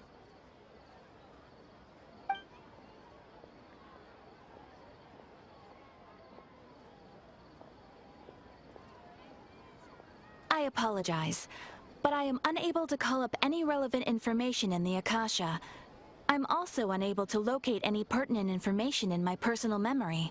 Aww, another dead end. Well, if Catherine can't help us, then we really don't know anyone else to ask now. Please do not worry. I may know of someone who can help you two. In Sumeru, the Adventurers Guild does not serve as the vanguard of information. Rather, there are numerous active mercenary groups collectively known as the Eremites. They take on various contracts and work all across Sumeru, so they naturally accrue intelligence. An Eremite brigade called the Corps of 30 is in charge of Sumeru City's defenses. Not only are they the oldest brigade, but they are responsible for managing and coordinating the affairs of all other mercenary brigades. Corps of 30? What a weird name. Supposedly, they are named as such because their ranks numbered 30 at their inception. Asfand, an advisor with the Corps of 30, maintains good relations with the Adventurers Guild.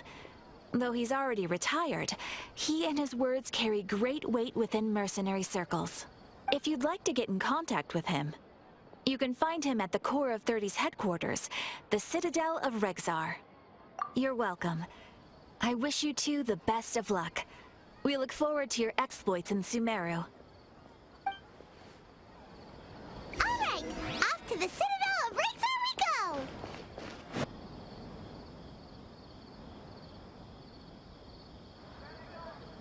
Welcome. The Adventurers Guild told me to expect you two. It's nice to meet you, Asfand. We'd like to ask you about something.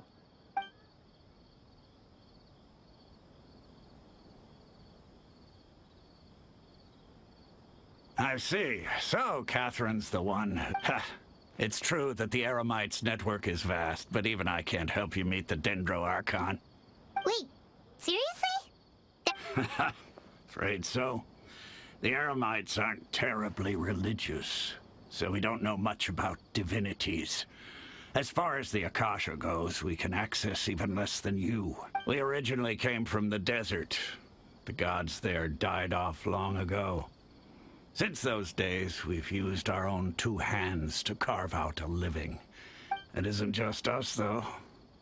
If you ask me, I think most in Sumeru aren't interested in Lesser Lord Kusanagi. Oh?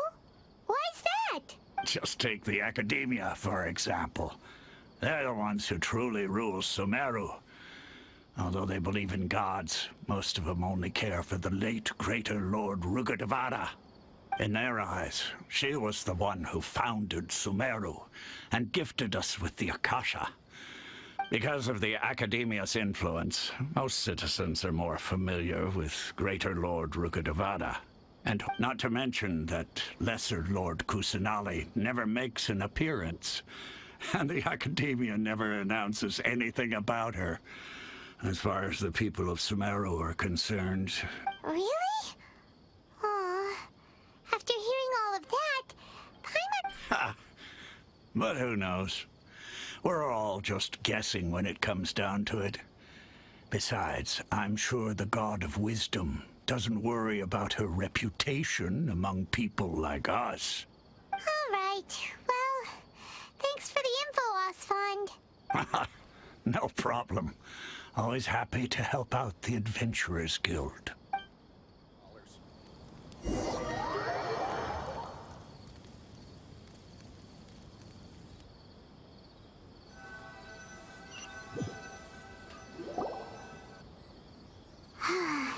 Seems Asfand was right about most people's attitudes here. Not only are they not interested in the Dendro Archon, they even say stuff like, if the Akasha doesn't think I should know, then I don't need to know about it. We've been asking for information non-stop ever since we got to Sumeru. But the harder we try, the more helpless everything seems. Isn't there at least one person in this entire city who cares about Lesser Lord Kusanagi? Oh, you two are interested in Lesser Lord Kusanagi? Huh? Who are you? From the sound of it, you two are Outlanders who recently arrived here. You've been asking around for information on Lesser Lord Kusanagi, right? Oh, I'm sorry. I forgot to introduce myself. I'm Dunyarzad, one of Lesser Lord Kusanagi's faithful followers. Whoa, really? Then do you know how we can meet with her? I'm afraid I can't help you with that. But your conversation earlier did happen to remind me of a legend about the Dendro Archon. Sure. It goes like this. Long, long ago, there was a man who heard a prophecy. It predicted that a great calamity was about to befall him. Panicked by what he heard, the man sought out the Dendro Archon in hopes that she would bless him with the wisdom to help him escape his predicament. The man journeyed across deserts and through rainforests and experienced tribulations of every kind. However, He still couldn't find any trace of the Dendro Archon. In despair, he thought, alas, the Archon has abandoned me. He then had no choice but to sorrowfully resign to his fate. Okay, and then what happened? And then, the calamity came. But to his own surprise, the man felt somehow emboldened by the trials of his journey. At that moment, a bird perched upon his shoulder. This bird was, in fact, an avatar of the Dendro Archon. She said, "O Archon Seeker, do you now understand? She and her wisdom have long been found by you. Along your journey, we were in every flower and blade of grass, every ray of sparkling sun, and every breath of dancing wind. So long as you continue to think and ponder, we'll be where..." Yeah, thanks for the story! Paimon feels all warm and fuzzy inside after that. In a way. It seems like this story is also one of the Dendro Archon's avatars. Dunyarzad, since you worship Lesser Lord Kusanali, can you tell us anything else about her? Of course. So did you two know that, I'm terribly sorry, but it seems something's come up now. Let's chat another day.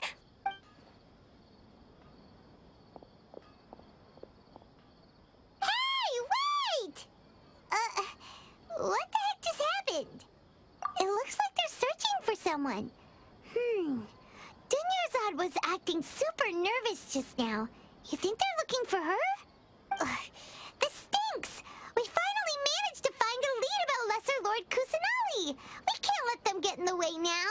Let's see if we can get rid of them. Then we can catch up with Dunyarzad. Hey, have you two seen a brown-haired girl wearing a purple top and a long blue dress? Did she have bandages wrapped around? Yes, that's her. Did you see which direction she went? Yeah, she went that way. Quick, after her!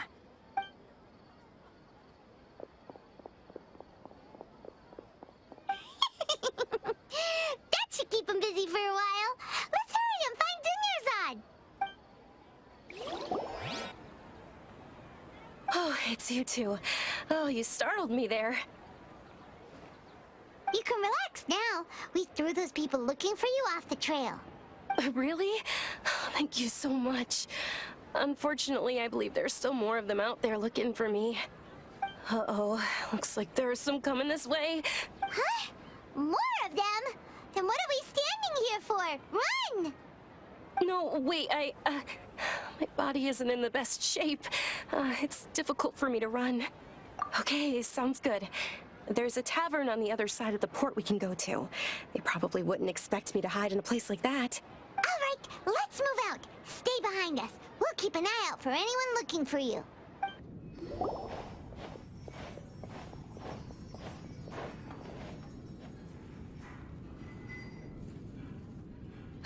We made it. Oh, they shouldn't be able to find us now. Wait, stand down, Dia.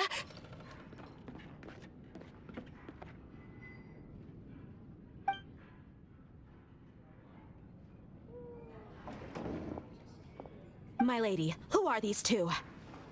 They're travelers that I met on the street just a moment ago. They happened to notice that you were all searching for me, so they helped me hide. I see. In that case, you two should scram. There's nothing here for you. Wait a sec! Who the heck are you? And why are you shooing us away? I'm Miss Dunyarzad's bodyguard, here to see that she returns home safe and sound. My lady, let's get going. You've been gone for so long that your parents are worrying themselves sick. And if I refuse to go with you?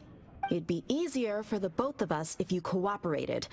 But if you insist on not going, then I'll have to carry you like a sack of potatoes. Hey! Dunyarzad already said she doesn't want to go back. Why are you still pushing her? Stay out of this. You don't understand the situation.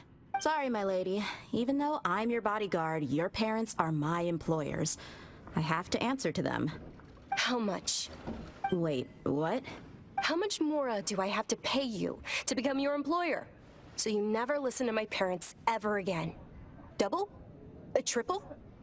Give me some time and I'll get that much. My lady, this isn't about Mora.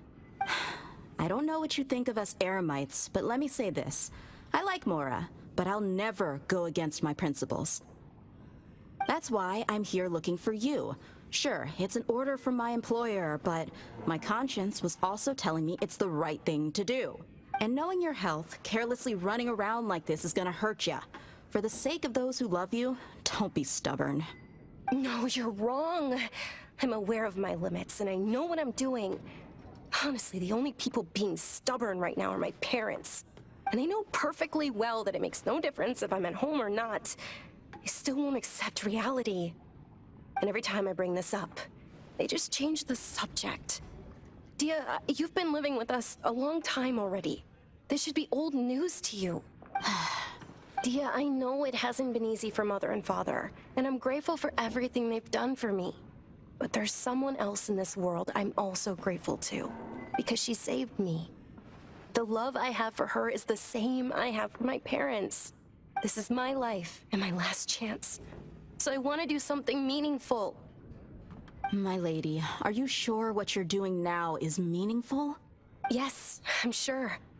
At least, it is to... Fine, I won't ask you to return home anymore. But let me make something very clear. I'm only doing this because I respect your determination, not because I agree with you. Thank you, Dia. Sorry for being so rude just now. My nerves were acting up. And I even brought up your payment in such an offensive way. Don't worry about it, my lady. I did say that I like Mora. Besides, that's our next topic of conversation. Today's little excursion caused such a ruckus that every single bodyguard at the estate was deployed. It wouldn't be easy to hide things from your old man. Since this definitely won't be your last escapade, here's a little tip. You should at least make it look like your room and things are still in order when you leave. Also, you'll need someone to cover you for when you're out and about. So, I'll let you hire me, my lady. This way, everyone wins. As for the pay, let's say half of what your father pays me. We can settle the bill when we return to the estate. Okay, deal. Yay! Looks like they've reached an understanding. I'm fine, really. I just feel a little tired now that things have calmed down. My lady, stop trying to look tough. We're already in a tavern, so let's rest up and grab some grub. I'm sorry for worrying you two. If you don't mind, I'd like for you to join us. Sure! After you rest up, we want to hear more about Lesser Lord Kusanali. You just can't beat the atmosphere here. Ha! Well, if it isn't Dia. Haven't seen you in nearly half a year. Word on the street is that you're a bodyguard for the Homayani family now. Ha! Don't you find that kind of work boring? Nah, you get used to it. How about a menu over here? You got it, huh? Isn't this little Miss Homayani herself? We don't get to serve personages like you very often. We'll be sure to prepare our very best. Thank you, sir, but there's no need. I don't have a lot of Mora on me, and I really ought to save as much as I can. But please bring these two the best food you have. They're my new friends, so I want to be a good host for them. Wait, we're paying for ourselves now? Aw, Paimon kinda wanted to try something fancy, but we aren't exactly loaded. How about our coconut charcoal cakes? They're our signature snack, and they run cheap. Look, other customers over there are eating some now. They look kind of burnt and dry. Paimon will pass. What do you have against my slime dishes? Dunyarzad, we asked a lot of people when we first arrived, and almost nobody was interested in Lesser Lord Kusanali. So, what made you want to follow her? Well, remember when you asked me if I knew how to meet the Dendro Archon? Even though I don't know how, I think I've actually seen her before. Huh? Really? Yes, it was when I was a child. At the time, my illness had kept me bedridden for the better part of a year. I was stuck inside and couldn't make any friends, and my parents did their best to find treatments for me. But even then, the Akasha didn't have any helpful information. My younger self no longer had any hopes or dreams. One flare-up was so bad that I was in a semi-conscious state for several days. Then one night, I woke up alone in my room. I was terrified. My body was paralyzed. Even if I cried, there was no sound. At that moment, an ethereal voice spoke in my mind. Dunyarzad, don't be scared. Dunyarzad, don't be scared. You don't have to cry. Who are you? How do you know my name? How do I explain this? You might not be able to understand, but actually, I know everything about you. Really? Of course. I know that you're scared of thunder, that you hate taking medicine every morning, and that you love counting the petals on your mom's skirt. Wow, you really do know everything. Dunyarzad, is there anything you want? Want? Not really. I can't go anywhere or do anything. Huh? But aren't you a child? All children have wishes. Tell me what you want, and make... can you make my illness go away? Oh. I'm sorry. But I'm not powerful enough to do that right now. Then, can you be my friend? After that, the voice said, "Okay, I'll be your friend." Although my body was suffering during those days, that voice encouraged me and told me many wondrous things. Beyond my window was the flourishing Sumeru city. Beyond the city was a lush rainforest. And beyond that was the wall of Samiel, deserts, and all of Tevat. Once I finally made it through that bout of illness, I couldn't hear that voice anymore. I told my mother about it, but she said that I must have been dreaming. But I know that that voice wasn't a figment of my imagination. Before that, I had never heard of Tevat. Yes, for sure. If it weren't for that voice, I would have never grown curious about the outside world, nor would I have learned how to read and enjoy so many books. That voice sparked a desire for wisdom. It had to have been the Dendro Archon. I've been hoping for a chance to repay her kindness. In fact, I was running around today to help prepare the Sub-Zerus festival for her. What's the Sub-Zerus Fest? It's Lesser Lord Kusanali's birthday, which was the day that she was found by the sages. It's actually an old holiday that originally celebrated Greater Lord Rukkhadevata's birthday. When she passed away, the holiday eventually became a celebration of the Lesser Lord's birthday.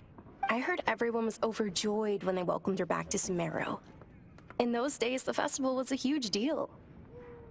But because of the Academia's influence, people have gradually lost interest in the festival. The Academia actively participates in Sumeru's many holidays dedicated to Greater Lord Rukkhadevata. But when it comes to the Sub-Zerus festival, maybe they see Lesser Lord Kusanali's birth as confirmation of Greater Lord Rukkhadevata's death, so they're reluctant to celebrate it. Aw, but that's awful. It is. It's absolutely terrible. Sure, the Greater Lord founded Sumeru, but hasn't Lesser Lord Kusanali been the one quietly protecting us for the past few hundred years? Just remember that we're still out in public. Don't get too carried away now. I know that people over by the Grand Bazaar still hold the Sub-Zerus festival to this day, but I hadn't met any of them before, so I was never able to contribute. But recently, I made a friend there who also follows Lesser Lord Kusanali. I gave her my savings because I want her to throw a wonderful festival this year. That's the least I could do for Lesser Lord Kusanali. Hold on, my lady. Does this friend happen to be Nilou, the one who sends flowers to the estate? Yes, that's her. I saw her leaving the other day with a nervous look on her face. It seemed like she was hiding something in her arms. Did you give her something? Yes. Initially, I didn't have much more prepared, so I had Nilou sell one of my skirts. I've agreed with Nilou to meet up at the Grand Bazaar today and see how things are coming along. Dia, would you accompany me? Sure. That's quite the trip, though. I'll carry you. No, that would be too much, even for you. You might as well just accept the lift. If I let you walk, who knows how long it'll take us. And if anything happens to you, then I'd really never hear the end of it from your father. But of course. Nilou will be thrilled to hear there are more people interested in Lesser Lord Kusanali. Adventure plans, I can still drink.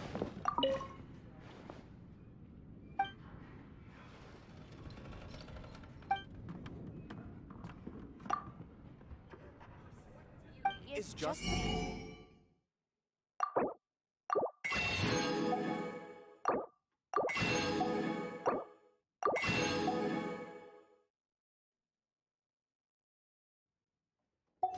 Plans, my lady. Bring me the booze.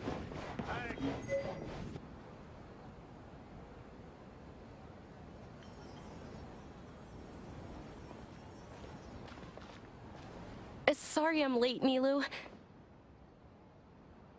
Oh, Dunyarzad. It was taking you so long that I assumed you got trapped at home. But you... Uh-oh. But if Dia's here, that means you got caught, right? You could say that, but everything worked out. She's on our side now. Not completely. Oh, and who are these two? Oh, meet the Traveler and Paimon, my two newest friends. They're visitors who just arrived at Sumeru City and are looking for information on Lesser Lord Kusanali. So you're followers from another land? Oh, really? Well, that's okay. You're still invited to the Sabzeruz festival. By the way, Dunyarzad, we've already started decorating the Grand Bazaar. It looks spectacular, thanks to your generous contribution. You're very welcome. It's the only thing I could do. Do you still have enough Mora? Probably? But don't sweat it. We've already finished renovating the stage. Come on, I'll show you. Great food, great drinks that everyone What's so great can about enjoy. Snezhnaya toys, Wow! This place is amazing! Not bad. Last time I was here, the stairs were full of holes. The stairs were nothing. A little while ago, we discovered that the tree above the stage had a huge chunk of bark ready to fall off. Mr. Zubair was worried sick. We reported it to the academia many times, but they never sent anyone to deal with it. We didn't want anything bad happening, so we were going to cancel all the stage performances. Oh, probably because it was the theater asking. The academia looks down on performers like us. They probably think it would be best if the theater closed down completely. We can't let that happen, though. Not only would everyone involved in the theater go hungry, but then we wouldn't be able to hold the Sabzeruz festival anymore. Thank the Dendro Archon for Dunyarzad. With the Mora she gave us, we hired someone to patch up the tree, and we also gave the stage a much-needed makeover. The stage is going to be even prettier when it's festival time. I can't wait for you to see it. And I can't wait to see you on the stage. You've been practicing so long already. It's almost time for your dream to become reality. It's our dream. I'll do my best for the two of us. Nilou, what are you gonna be doing at the festival? She'll be dancing the dance of Sabzeruz, the most important performance at the Sabzeruz festival. Dunyarzad, have you told them the origin of this holiday? I only told them about the Greater Lord and Lesser Lord so far. Okay, then I'll tell you two about how this holiday came to be. According to legend, the Sabzeruz festival was originally the Goddess of Flowers' birthday celebration for the Greater Lord. A long, long time ago, on one of Greater Lord Rukkhadevata's birthdays, her friends threw her a celebratory banquet. Some of the gods got drunk. One started playing music, and the Greater Lord started singing, so the Goddess of Flowers began to dance. As she danced upon the grass, countless beautiful parisaras began to bloom wherever she stepped. Those brilliant purple flowers became her dazzling stage. All the gods clamored, "Oh, if only time could stop at this very moment." Of course they did. When people mention the gods, they always think of the Archon War. But Sumeru's gods also had happy times. Although they aren't around anymore, they're preserved in our tradition of dance. This outfit I'm wearing is apparently based on how the goddess of flowers looked. Though we're just tiny people compared to the divine, we still have to do our best to make sure that the birthday girl feels loved on her special day. Nilou, you of all people will definitely be able to convey our well wishes to the Dendro Archon. I also noticed that you went the extra mile and scattered Patisaras around the stage. They symbolize the goddess of flowers, after all. It's just a shame that all the real Patisaras went extinct after her death. Yeah. The Greater Lord brought forth Patisaras in memory of the goddess of flowers. But she ultimately could never truly replicate that beautiful... Thinking about the goddess of flowers dance makes me wish I could have seen it. If my stage were anything like that, I'd be thrilled if I had just 2 real Patisaras on the stage. So, Traveler in Paimon, what do you think? Interested in the Sabzeruz festival? All of Lesser Lord Kusanali's followers will be there for her birthday. It'll be a good opportunity for you to learn more about her. Ooh, Paimon thinks that's a great idea! Of course Paimon wants to watch. Those 2 things aren't mutually exclusive, you know. So how about we all attend the Sabzeruz festival together? Dunyarzad, let me show you which stage decorations we've picked out so far. Traveler in Paimon, if that doesn't sound interesting to you, then feel free to explore the area. Everyone at the Grand Bazaar loves Lesser Lord Kusanali, and we're all looking forward to the Sabzeruz festival. In that case, we'll take a look around.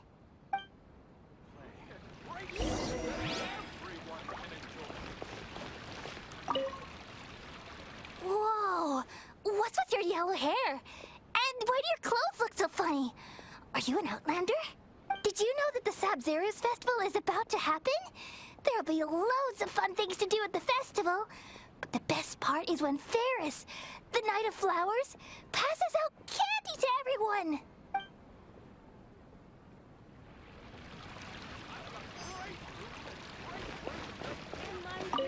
Huh. Revamping the stage for the festival couldn't have been easy, that's for sure. I bet this year's festival will be one to remember. I don't know much about the Grand Bazaar, but I do know that the residents here have a penchant for song and dance. 2 things that the academia doesn't particularly approve of. Oh, and the perfume sold around here is a lot better than what you'll find elsewhere. The fragrances are longer lasting and they're gentler on your skin and... I mean, that's what I've heard at least.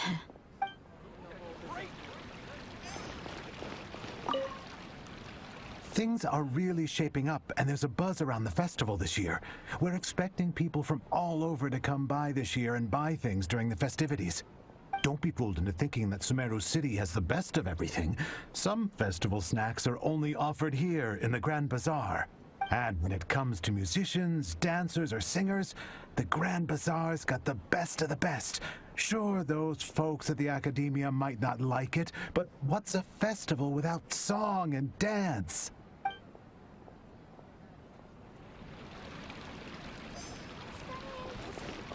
I wonder if the treasures I discovered in my youth might have been left by Greater Lord... Ah, dancing at the Sabzeruz festival.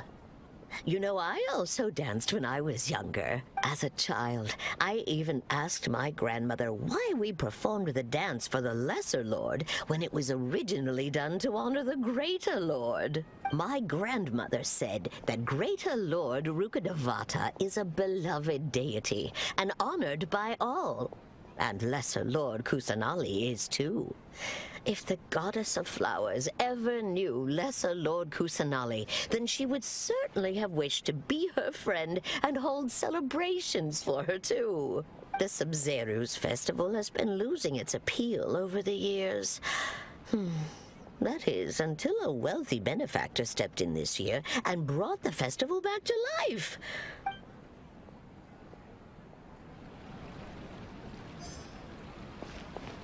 I wonder if the treasures I discovered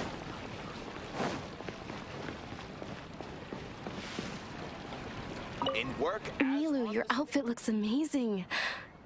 there's also something different about you from when we first met up. I thought I'd add a little extra pizzazz to my dress for the festival. See? Wow, did you sew all that yourself? Uh-huh. Sewing is a fundamental skill for everyone in the theater company because we make all our own costumes. I've noticed that you can't keep your eyes off that crown over there. Which... May I? Of course! The legends say that the goddess of flowers had beautiful horns on her head, so this crown was made to reflect that.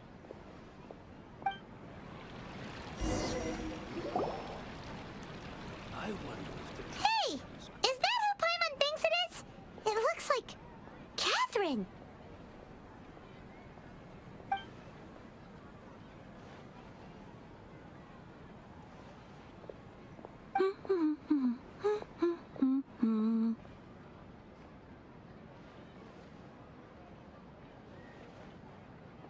Huh.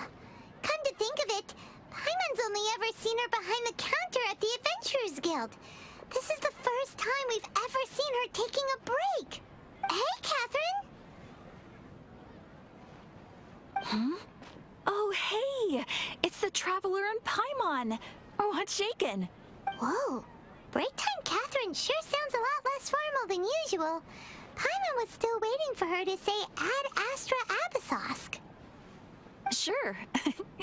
Standing behind the counter at the Adventurers Guild doesn't require any complicated functions. But saying and doing the same old things over and over again can get pretty monotonous. Like watching the same Fontaine movie day after day. But take you two, for example. You travel across Teyvat to enrich your lives and gain new experiences. Well, we enjoy traveling across Teyvat and all that, but we're mainly looking for clues about his sister. Yes, you should keep searching. Sometimes the answers we're looking for aren't necessarily at our intended destination. Huh. Haven't we heard someone say something pretty similar recently? Anyways, what brings you out here, Catherine? No, not particularly. I guess you could say that I'm loving the recent atmosphere here. If festivals bring happiness to everyone, then that's where their true value lies. Oh, it looks like it's about time for me to be heading back now. Alright, we'll see you next time at the Adventurers Guild. Oh, by the way, thanks for connecting us with the Eremites. We've already made some great friends in Sumeru City thanks to you. I'm sure you two will get along well with the people here. You've already been blessed by the element of Dendro after all. See you around.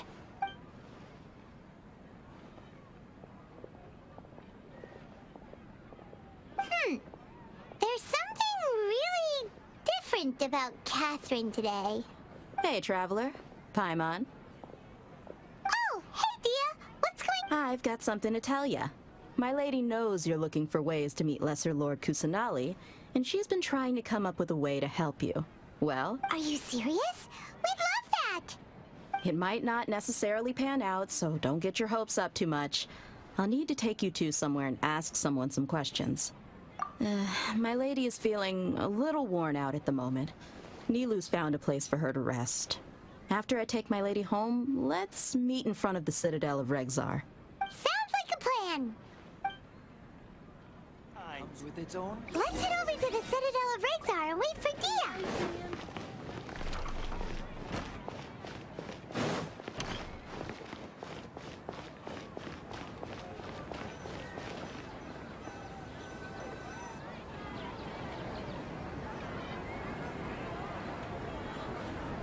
Sorry, I'm late. It took some convincing for the Master and Mistress to believe that Miss Dunyarzad was only sitting in the port for a while because she was in a bad mood. Anyway, I guess I should be thanking you. I haven't seen Miss Dunyarzad that happy in a long time. If it wasn't for you two, she probably would have been caught and dragged back much earlier. You sure sound a whole lot nicer than when we first met, Dia. Who would have thought you had such a soft spot for Dunyarzad? It's called being a professional. I'm a bodyguard, and I work for whoever's paying. Look, Dia's blushing. anything. Listen, you two. I don't expect to be working for Miss Dunyarzad very long, but I hope to finish things on a positive note if possible. Let's cut the chit-chat and head into the Citadel. We'll see if the person I know has a way for you two to meet with the Lesser Lord.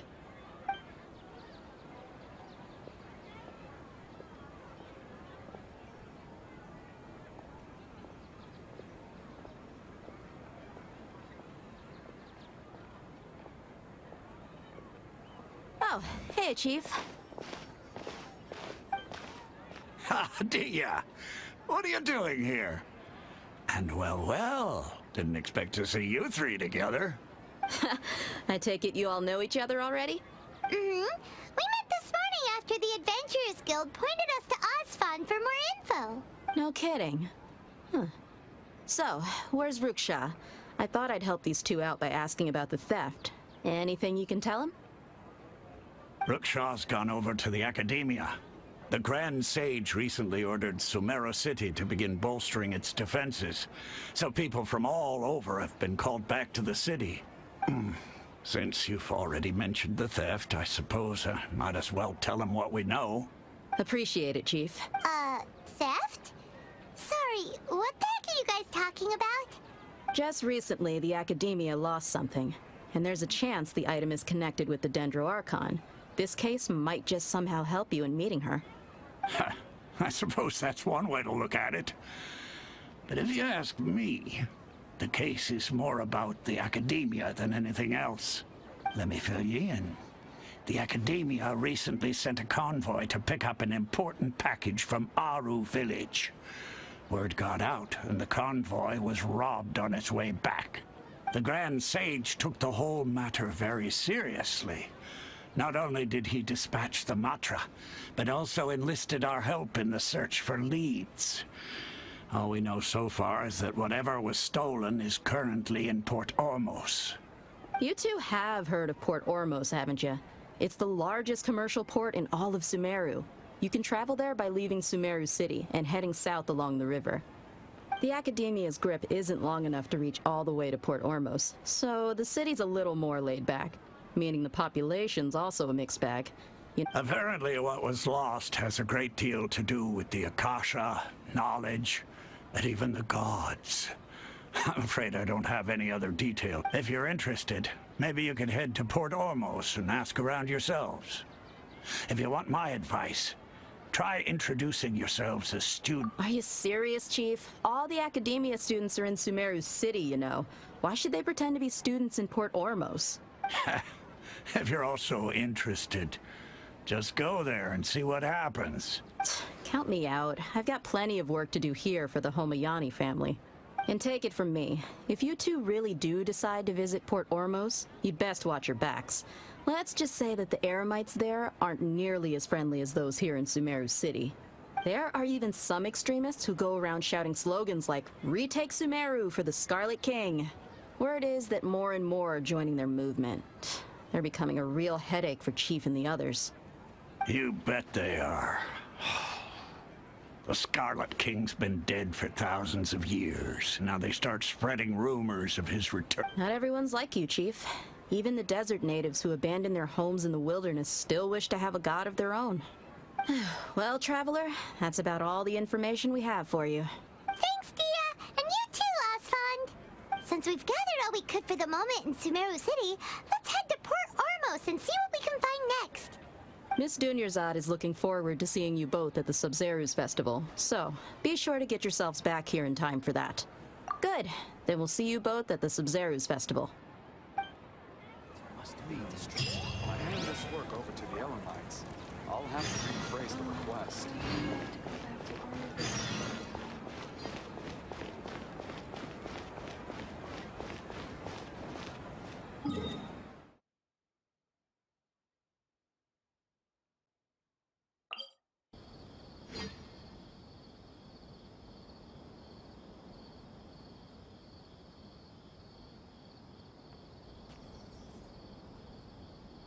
Come and have a good look yourself. Traditional spices of the highest quality, made with... You've got a deal. I can't thank you enough for always looking after my business. Believe me, I'm not making this up. Several Eremite mercenary groups are nearly in open conflict, but does the core of 30 care? Wow!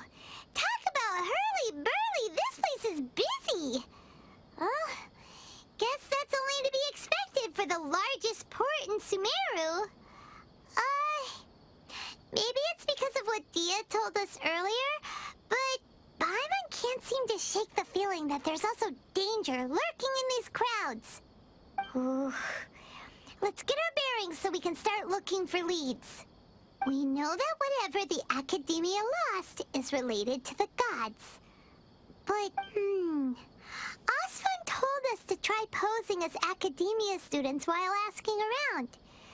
Paimon checked the Akasha on the way here, and the Academia doesn't seem to have any research facilities in Port Ormos. Paimon doesn't get it. Won't we look even more suspicious going around saying we're Academia students and asking about the stolen item? Well, given all the people that come through here every day, if there's any information to be found, Paimon bets we could find it in the market.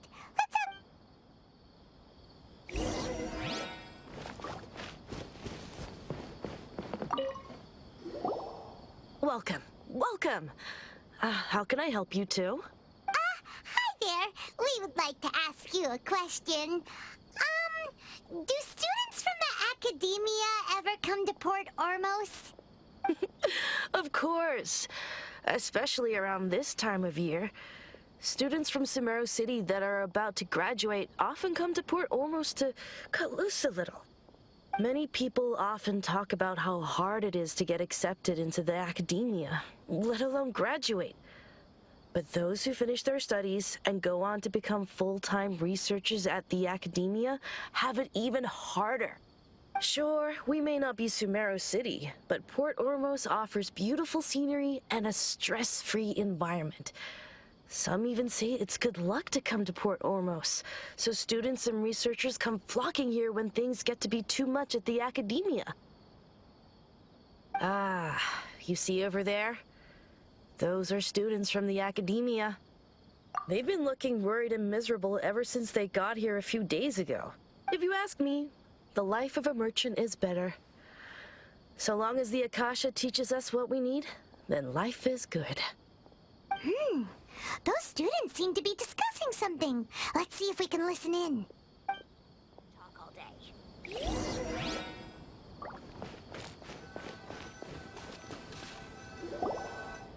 It's no good. I've tried asking around, but I haven't been able to learn anything useful. Not to mention that a bunch of scary-looking Eremite mercenaries have been posted along the streets now. There's been a lot of fighting between the different Eremite factions in Port Ormos. If we choose to move on our own, then it would be wise to steer clear of them. Especially the group that's constantly shouting some stuff about the Scarlet King and some resurrection. I've even heard that the Citadel of Regzar is starting to get fed up with them. What was that group called again? Ein something or other? They're called Ein El Akhmar. Today, I heard that the thing we're after might be in their possession at the moment. Wait, come again? Don't you see? Many of the Eremites in Port Ormos deal with trading this kind of thing. They're usually pretty wary of outsiders, but not so with students of the Academia. It's because the kind of goods that students are looking for aren't the kind of goods that Eremites are after. I've heard that Ein El Akhmar likes to set up shop at the Jafar Tavern. Supposedly, if you're willing to part with 500,000 mora, they'll give you info on anything. Wait, did you say 500,000? If information alone costs that much, then how could we ever afford to buy what we're looking for? I wouldn't worry too much. Our field of research is very niche. Who else could possibly be after that kind of shady knowledge? I bet it's practically worthless to anyone aside from us. Well, I guess that makes sense. Then the only thing left for us now is to find a way in. Why don't we all just pool our money together and pay for the information? Whoa! Did you hear that? A niche field of research and shady knowledge? It all sounds pretty suspicious to Paimon. So, what's your plan? Wait, didn't you hear what they just said? Buying information is going to cost us 500,000 mora! Have you lost? Oh, all right. Paimon never thought she'd agree to parting with that kind of Mora. But if you know what you're doing, then we should give it a shot.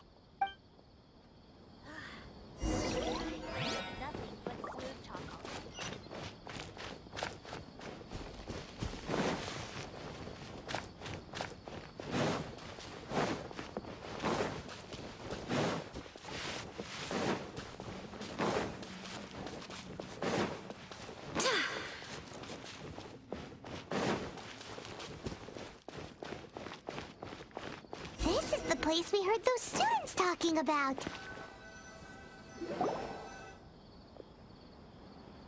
Oh, you've arrived. Please, take a seat. So, they think that they can go toe-to-toe with the boss? Ha! Once we reclaim the power of the Scarlet King, they'll be the first that the boss punishes. They're nothing to be afraid of. Our main rival now is the Caracal Battalion.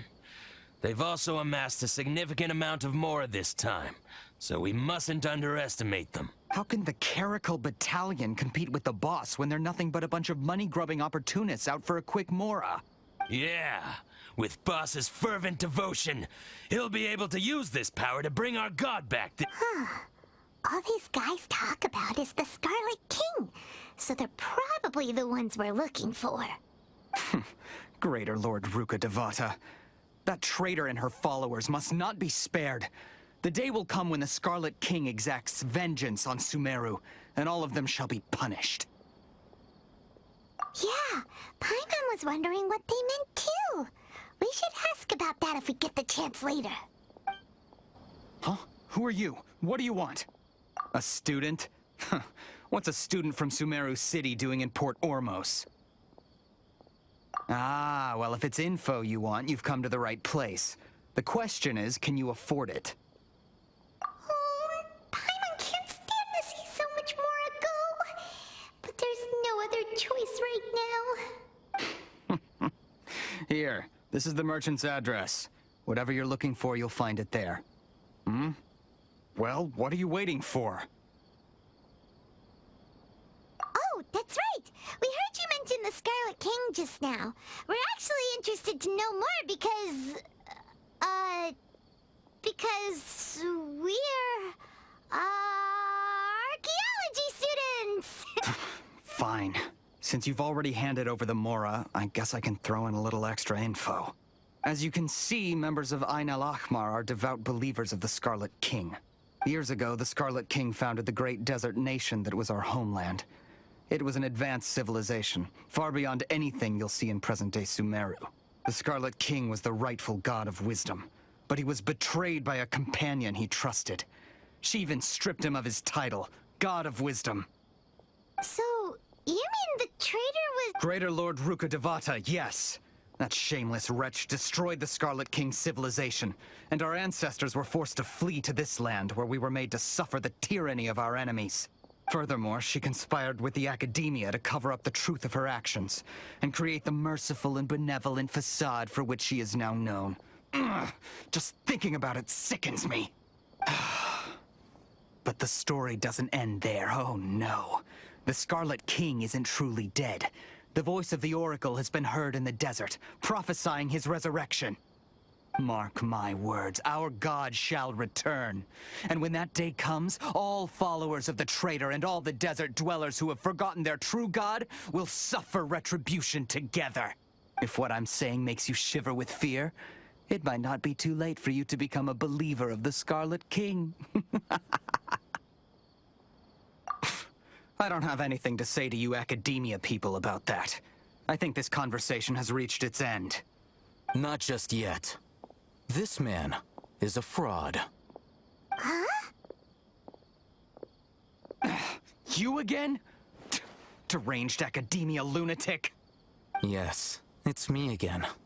I already warned you that if you weren't willing to sit and discuss things with me, I'd take measures to make things uncomfortable for you. Listen to me. That address he gave you is fake. Or at least, you won't find a merchant waiting for you there. This group has been boasting all around that they can provide information on a certain item as a means of luring people into their territory. Once you show up, They keep up the act until they have hard evidence that you want to purchase said item. Then they use that to squeeze you for all the mora you're worth. Hey! Shut it all, Hatham! What are you playing at, trying to ruin our business like this, I told you the other day. I wish to discuss my terms with your boss. Ha! The boss made it perfectly clear that he won't negotiate with you. Yes, and in no uncertain terms. But that was then. It does not preclude him from changing his mind in the future. I'm warning you, don't push us, or this could get ugly. We don't usually get rough with people from the academia because it just complicates things. For a lunatic like you, though, we might just have to make an exception. If you're suggesting that we escalate this from a verbal exchange to a physical one, I accept.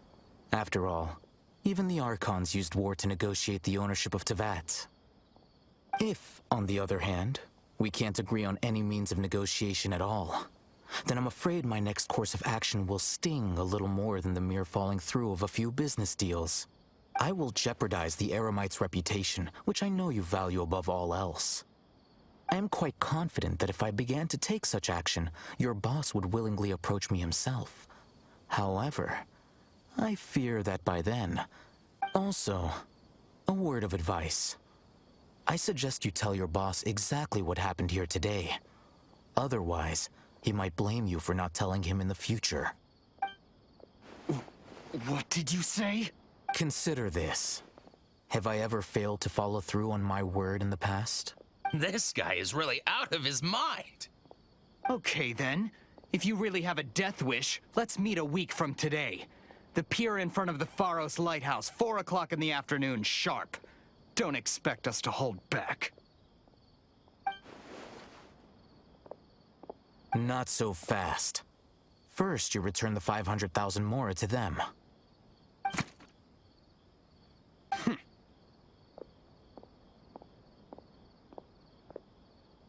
Please, I beg you, don't provoke them. We can't afford any trouble with this crowd. They haven't even paid for their food yet. Ah, Mr. Iman. There appears to be fewer staff in the restaurant recently. This wouldn't happen to be because they're all busy spreading the word to the students, would it? Someone who chooses to do business with a group like that really can't afford to get so flustered the instant someone confronts them about it. Consider the meal compensation for our silence. I'd say you're getting an excellent deal. Whoa, did you see that? He not only got us our Mora back, but sent the Emirites running too. Plus, he seems to know a lot about what's going on around here. Let's catch up with him and ask some questions. What's going on? He went that way! After him! Welcome.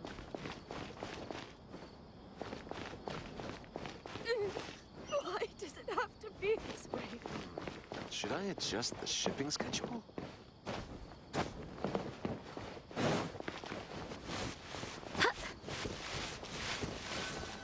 Fresh fruits and veggies, both quantity and... Wait up!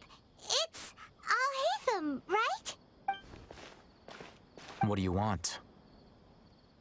No need for thanks. My goal was to get to them, and you two gave me just the opportunity I needed. We're even. Oh, I advise you to keep your distance from them. Since they weren't able to make off with your Mora in the end, they might harass you again in the future. All right. Goodbye. Hold your horses! We still have something to ask you about! Since you tore through their scam right in front of them, you must know the real story about certain something, no? Who exactly are you two? And why are you inquiring about that? A student. Right. Look, you should know that those thugs conducting business with you had nothing to do with your lie. Huh? Oh, yeah! He's really strong! Weren't you saying something about a physical exchange? He doesn't even have a vision. Forget it. Maybe not, but he can still use elemental energy. Otherwise, there's no way we'd go asking for info from from guys like that. Those hot-headed thugs are definitely gonna bring a lot of backup for your next meeting.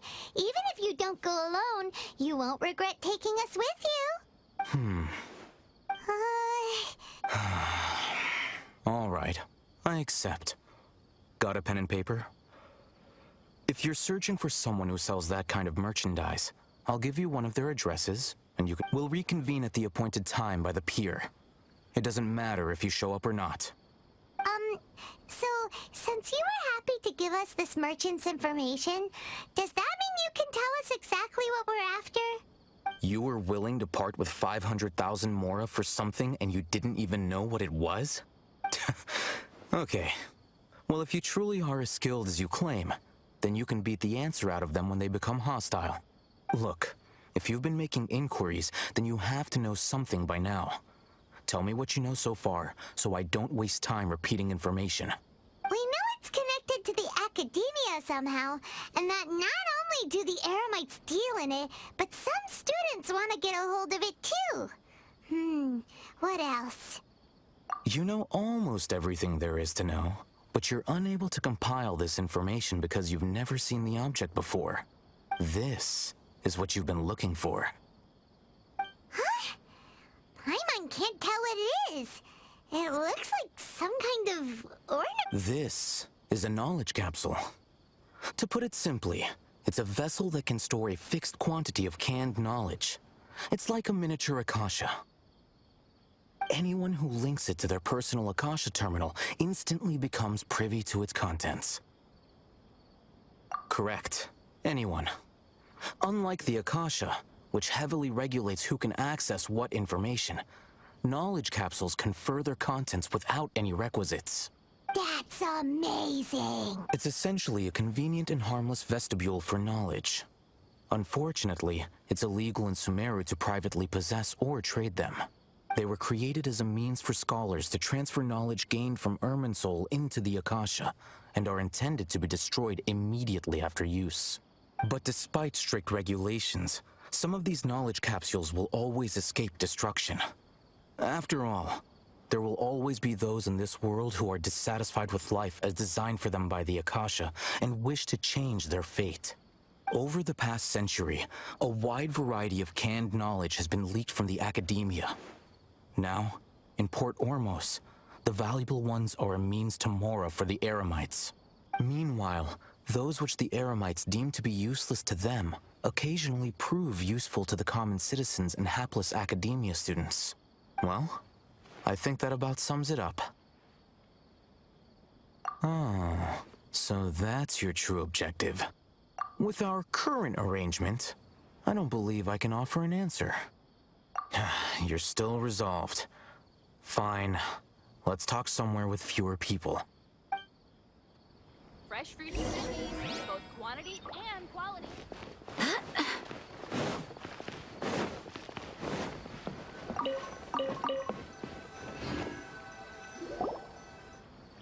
Let's continue our conversation here. If you wish to learn more about the knowledge capsule that the Academia lost, then you must help me with something. I need you to find someone named Dori, a traveling merchant. Unlike the peddlers who hawk inferior knowledge capsules, she often has quality goods in stock.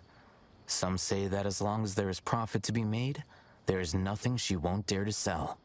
She's guarded against people from the Academia because most of her wares don't comply with Academia regulations. I think she blacklisted me. I met with her informant, but it soon became clear that they had no intention of letting me get any further.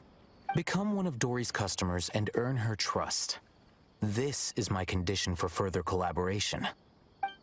Why do you want us to meet with her? Until you complete this task, you don't have question privileges. Fine. So how do we go about doing this?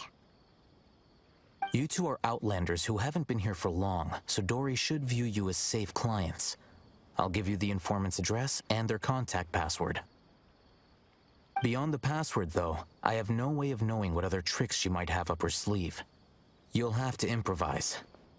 This is kind of nerve-wracking. The true challenge begins after you meet her. She has a keen nose for mora and a shrewd eye for wares, and she only likes customers who she deems to have good taste. I'll prepare some funds for you. Buy her highest quality wares and earn her approval. But we only just saw a knowledge capsule for the first time. We don't know how to tell which ones are good and which ones are bad. something we can learn quickly? That's true. Have you two heard of elemental sight? Oh? That's a surprise. Guess I'll have to hold you in higher regard. Anyway, that ability should resolve your issue.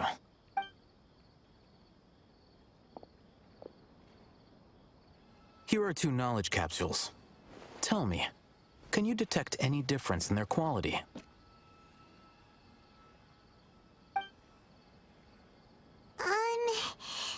They look the same to Paimon.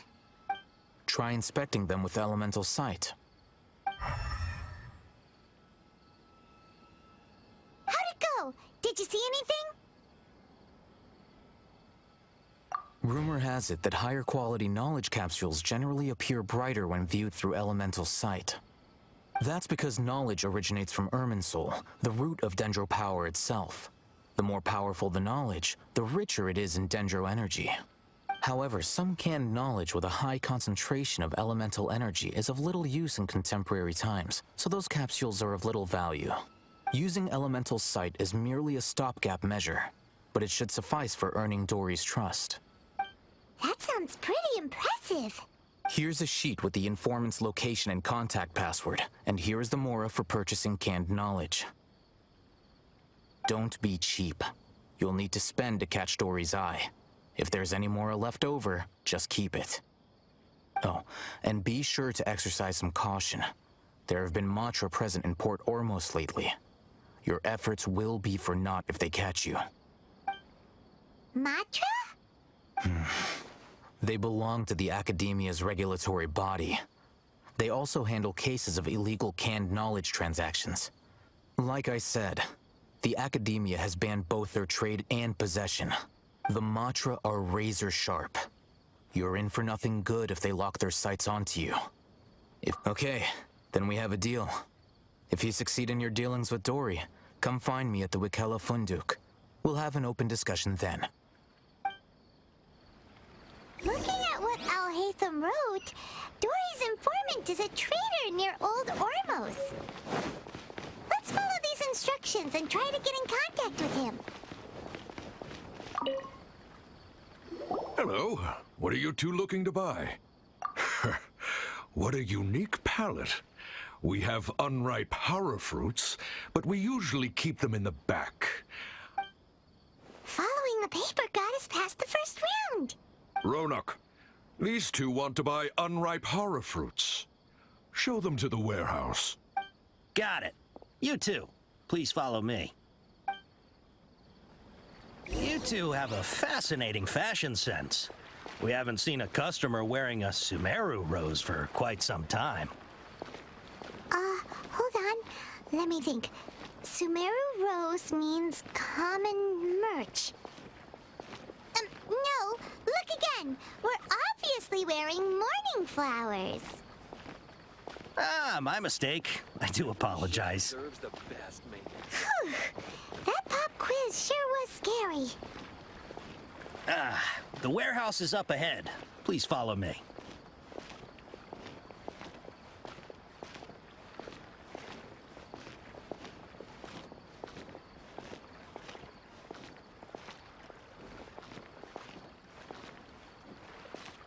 Before I retrieve your products, I need to confirm a few things. Please forgive me, but we may not have sufficient stock for you today. Earlier, many of our hara fruits were taken by mice.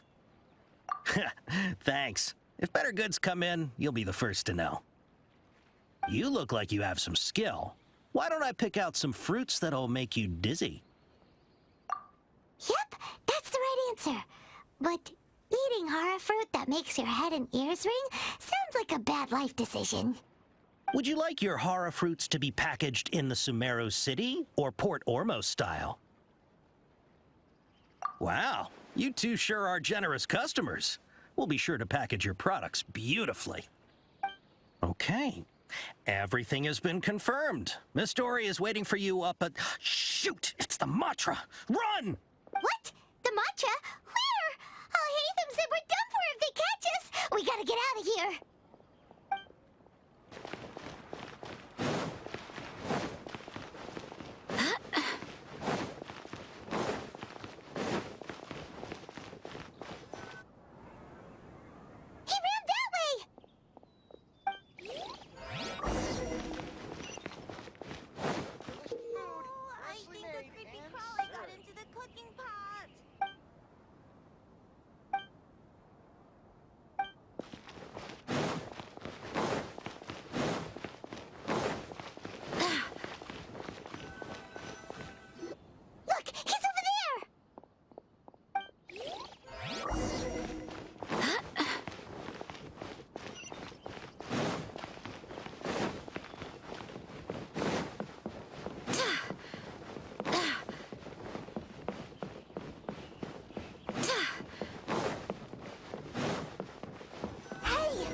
you're hiding from the Rishbaland tiger, come this way!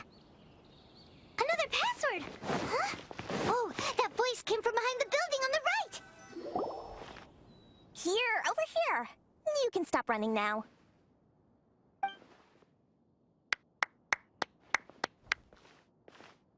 So you were the one who was calling out to us just now.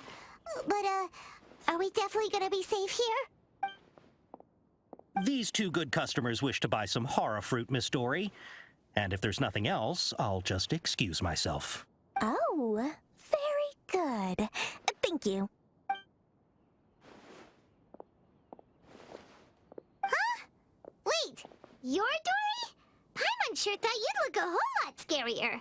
Hey, what are you trying to say, Princess Pea-Brain? I can be scary enough when I need to be, believe you me. If you don't watch what you say, then you can forget about doing any business. But it seems you two have actually done pretty well so far. Not only did you manage to find the informant, your reactions were also pretty sharp. You don't really look like criminals or anything, but I bet my Mora that you've been involved in some shady dealings, haven't you? Paimon's not sure if that's supposed to be a compliment, but we'll take it.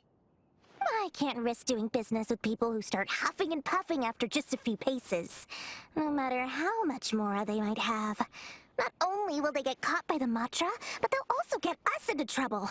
As decent folks trying to run an honest business, we don't need any of that, wouldn't you? So that's why I prefer to have customers like you. It's your first time here, but don't worry, I won't ask too many questions. Even if you wish to buy enough knowledge capsules to decorate your house with, please, knock yourself out. As long as you have lots of round, shiny Mora, then we're all good. Ah, yes, of course, of course. Go ahead, help yourselves. Voila! Wow, she has a trove of canned knowledge. Whew. She'd probably be in serious trouble if the Matra caught her with all this. What kind of products do you seek, my dear customers? Don't worry, I'm not interested in your reasons for buying. I can, however, offer some. Take this one, for example. An analysis of the sociological ideology and dialectics of the Hilichurls. Only 3 people in all of Teyvat have ever studied it, making it extremely rare. It's on sale now for 350,000 Mora. Yeesh, who would want to be an expert in that topic? Or how about the architectural styles and construction methods of Teyvat in the early Archon War period? With this one, you can become an expert in historic architecture preservation and find an excellent, well-paying job in nearly any nation. Ooh, now this sounds like it could be useful. 2 million Mora, and it's yours. No discounts. Whoa, that's a lot of Mora! Of course, you are free to pick whatever your heart's desire. The contents and price of each knowledge capsule are indicated in small text on the body of each one, down at the bottom. All right, let's try the method that Al-Haytham mentioned.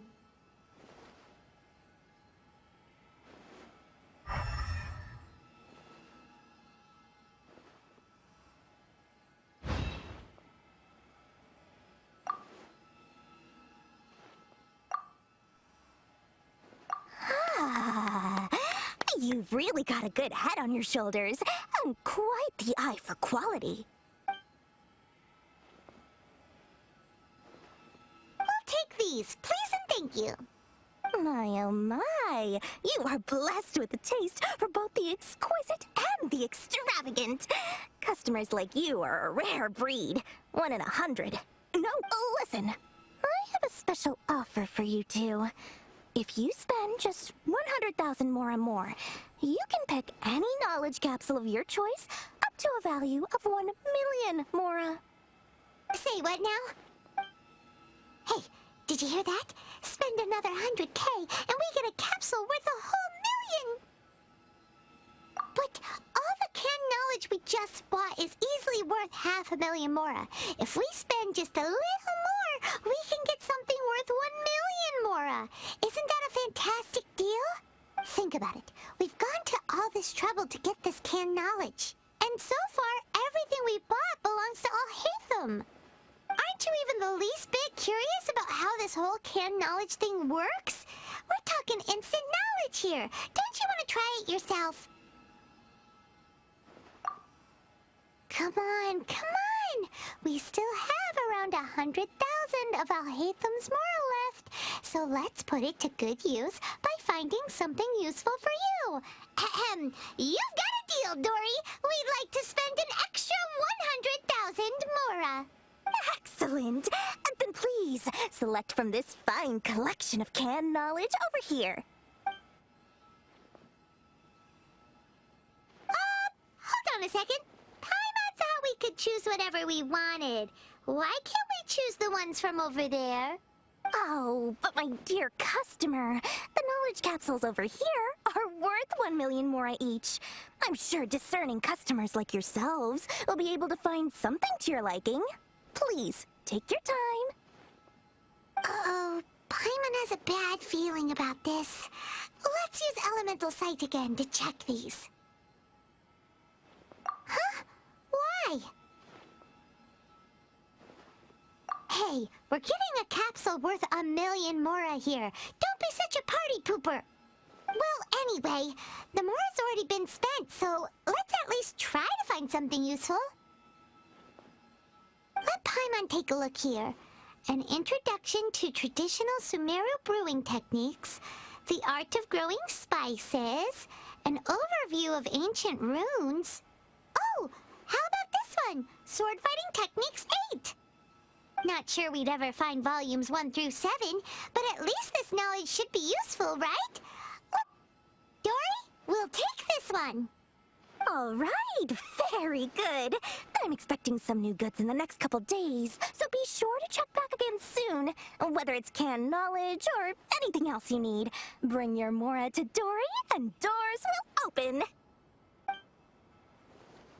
Our dealings with Dori went smoothly enough. Let's head to Wakala Funduk and meet up with Alhaitham. Hopefully now he'll finally tell us about what the Trust Academia me, lost. I'll find you your perfect color. Makes sense to you, Cece?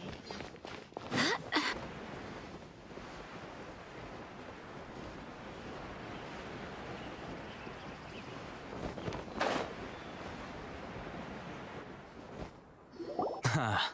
You two made it. And from the looks on your faces, you... Whoa, there's so many people from the Academia here. Why would you pick this place as our meetup spot? Well, Wakala Funduk is under the Academia's control, so naturally the Academia has people working here. I came to Port Ormos under the pretense of conducting official business. You're a pretty daring guy. Relax. No one here is interested in anything we say, and the Matcher won't come here. Okay now, tell me how your encounter with Dori went. Okay, we did what you asked. So, can you tell us about the knowledge capsule that the Academia lost now? Before that, I have to ask, why are you two so intent on tracking it down? You don't have to answer, of course. Yeah, he just wants to meet the God of Wisdom and ask her about something important. We've been in Sumeru for a while now, but we still haven't found a way.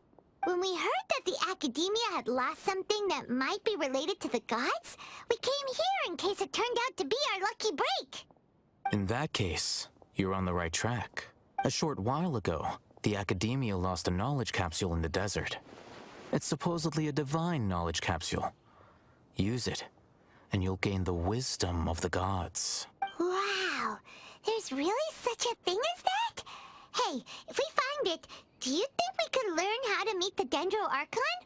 Ooh, or how to find your sister? I highly doubt it has any mystical properties, but it does indeed exist. And it's right here, in Port... So, where exactly? That's what we need to find out next. I won't deny that. I am investigating because I'm curious as to what the divine knowledge capsule truly is. As you know, the Eremites in Port Ormos also have their eyes on it. It is an extremely precious item. The knowledge contained within may bring great power or wealth to whoever has it in their possession. Several brigades have been vying for ownership of it as of late, but there is still no victor. My personal finances and connections cannot compete with those of the Eremites. After attempting various methods, I finally managed to reach a tentative agreement with several brigades. I agreed to forego ownership of the Divine Knowledge Capsule in exchange for the opportunity to study it. After all, there's no harm in understanding what it is. However, there are those who are less amenable to negotiation, such as those from Ain al-Ahmar. They adamantly believe that the Divine Knowledge Capsule contains the Scarlet King's power, and that he will return to this world when they obtain it. They refuse to let anyone from the Academia tarnish their deity's soul. So you kept hounding them because they refused to cooperate with you? Yes. Ain al-Ahmar isn't exactly wealthy, but its members are determined to get that capsule by any means necessary. To that end, they've resorted to many methods more foul than fair in order to amass sufficient funds. So, I've been sabotaging their business to force them into negotiating with me. The Divine Knowledge Capsule should be up for a secret auction within the next few days. Each brigade will place their own bid, and the prize will be covertly given to the winner. To ensure the capsule's security and to evade the Matra's notice, the winning brigade will not publicly disclose their victory. Unless I know whose hands the Divine Knowledge Capsule ends up in, my agreements with them will fall through. Dori is the most reliable source of information, but that avenue was previously closed to me. With you on board now, the situation is different. In other words, you wanted us to befriend Dori so you could find out where the Divine Knowledge Capsule is. Yes, you can say that. But this arrangement harms none of us. The day after tomorrow, go back to Dori and try to purchase information on the Divine Knowledge Capsule's whereabouts. If she has no information, wait 2 days and approach her again. If I get the opportunity to study the Divine Knowledge Capsule, I will relay my findings to you. Will that suffice as compensation? Okay, then we'll meet up in 2 days. Before you go, we actually bought a knowledge capsule for ourselves, but we're not sure how to use it. You two want to try using a knowledge capsule? Sure, I can teach you. Doing so right under the Academia's nose is a bit problematic, though. What do you say we head to the outskirts of town?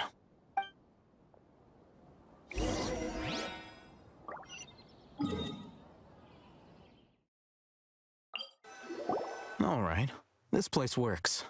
Show me the capsule you purchased. Here. Sword Fighting Techniques 8. Huh. A combat class knowledge capsule. This class is something of a rare find these days, since most have been taken by the Eremites to augment their battle capabilities. Really? Ah, yeah, what a great buy! If you want to determine the efficacy of this capsule, I can evaluate your combat ability. However, effects will likely be minimal if you already possess a high amount of strength. We can conduct a controlled experiment where you fight 2 battles, one before using this knowledge capsule and one after. While you fight, we can use an Akasha terminal to monitor your various physical parameters. There may be variances in your physical strength between the 2 tests, as well as a disparity in your opponent's abilities. But don't worry, I'll run statistical analyses afterward to mitigate any confounding effects. Wow! Haytham! You must have been one of those guys at the Academia who got top grades on everything. Paimon's curious about something, though. You definitely weren't one of those students who needed canned knowledge to graduate from the Academia, right? So why are you risking getting caught by the Matra for this capsule? When you are unable to understand a researcher's actions, most cases can be attributed to curiosity. This is but one theory.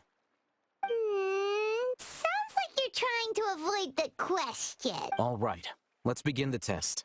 Just fight as you normally do.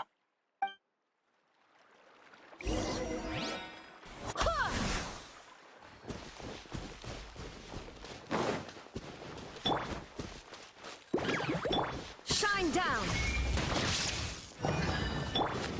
Who is one? Game's up. Fun's over.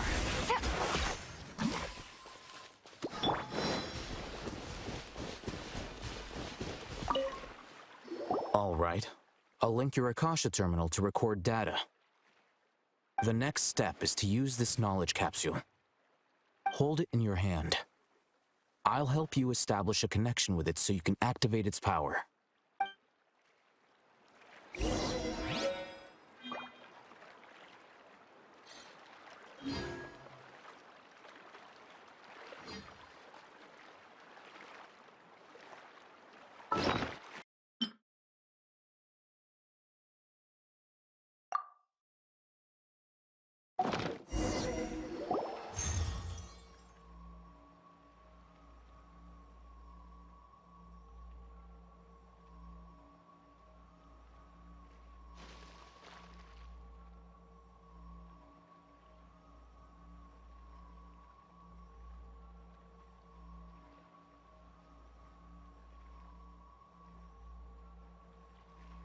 Hey, how are you feeling? You mean that it worked? All right. Time for round 2. Fight with the same composure as before. You're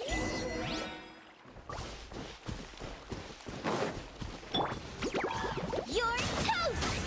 There is no escape!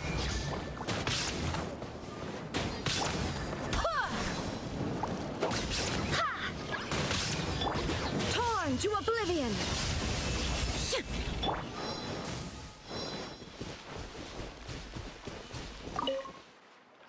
Now, I'll start recording data again. Oh, hey, how's it going? Well, the knowledge capsule you purchased did improve his combat capability. During the second fight, his overall fighting performance increased by 0.073%. Wait, how much?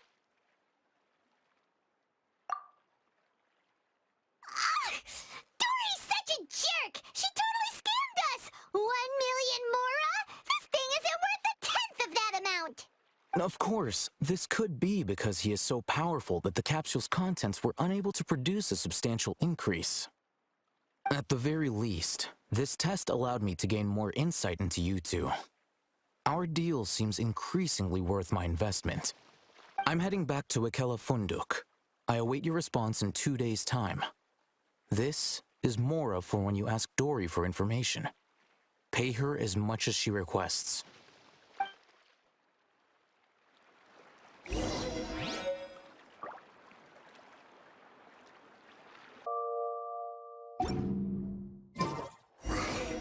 Let's see Dori today and ask her about where the Divine Knowledge Capsule is. Here, over here! Welcome back, my loyal patrons. What can I do for you this time? You name it. Canned knowledge, supplies, or anything else you need. I'll find a way to get it. Where there's a waterfall of Mora. Can you really get us anything we want? Anything at all? Aha! So it appears that canned knowledge alone is no longer sufficient for your opulent appetite. Then please, oblige me. Tell me what you have in mind. Oh! I knew customers with pockets as deep as yours would undoubtedly crave something more profound than ordinary canned knowledge. But you know, that kind of information isn't going to be cheap. After all, I had to work really hard to weasel my way into the auction site. Not to mention that if anyone found out that I was the leaker, I would be in big, big trouble. But how can we be sure your information is accurate?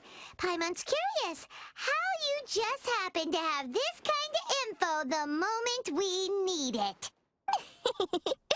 Because to me, anything of value is what I consider to be my supply. Therefore, I must always be aware of what's hot on the market in order to ask for the information's authenticity.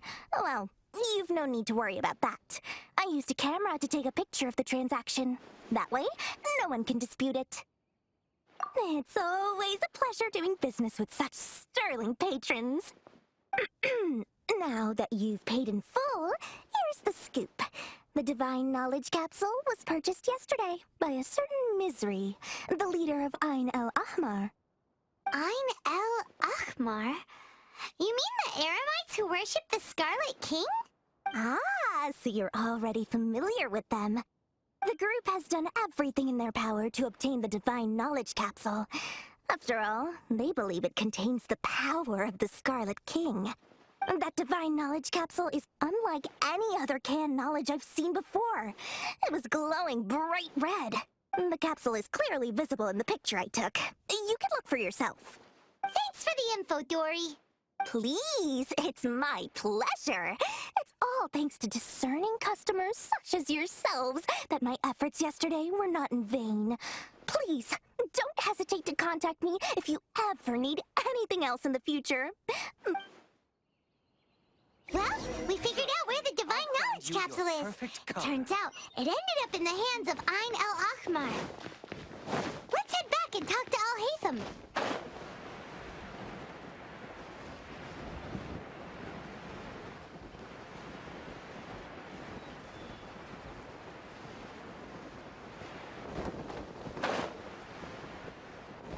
Al-Haytham! We got the info you wanted!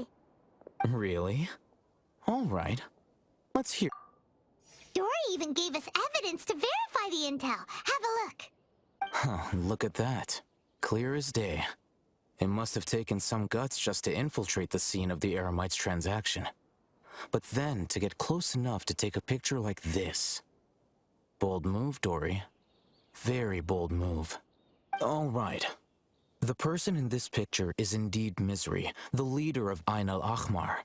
And the glowing red capsule he's holding appears to be the Divine Knowledge Capsule. In which case, if we play our cards right, when we confront them next week, we should be able to force them to show their hand. At first, Paimon didn't get why you were provoking these Ain el-Ahmar guys. But now, it sort of makes sense. Everything's playing right into your hands.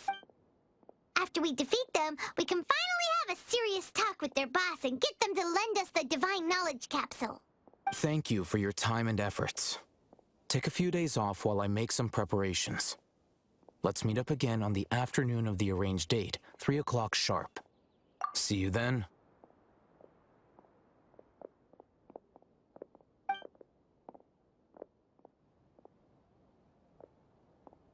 Al-Haytham sure is taking his time. Where could he be? Oh, there he is. Sorry to keep you waiting. Let's head to the pier in front of Pharos Lighthouse. Yep, let's go. I thought Sumeru would be different, but nope, everywhere's the same.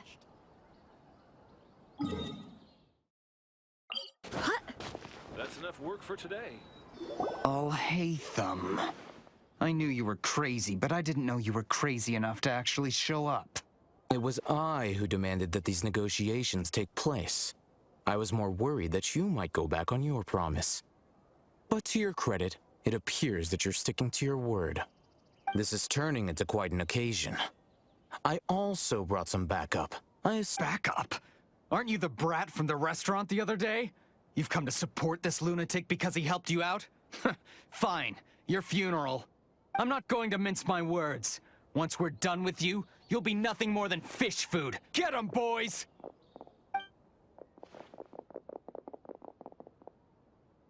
Uh-oh, here they come. Good luck, you two. That's close enough. Get them! Quietly now. Things are about to get dicey. I'll be back. I'll be back. Wind, hear me.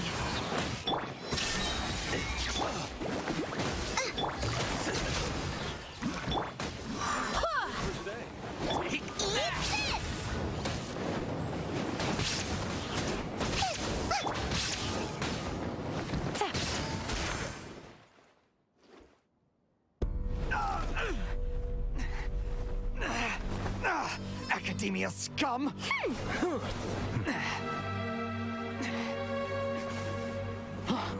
Boss! Finally! Did you use it? Great! Now we can...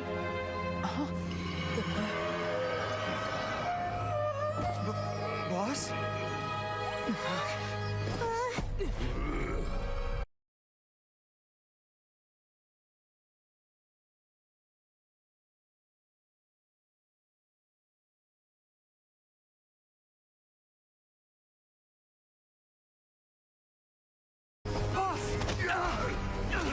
Boss! What's wrong? What happened to him? We have to cut his Akasha connection, now.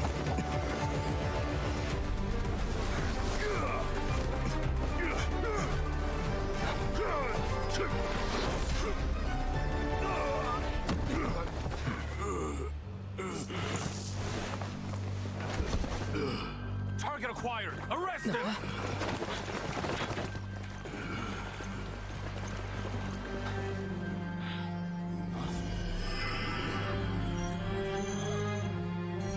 Do not impede our work. Is that understood, Al-Haytham? Of course. I was only trying to help. Take him away!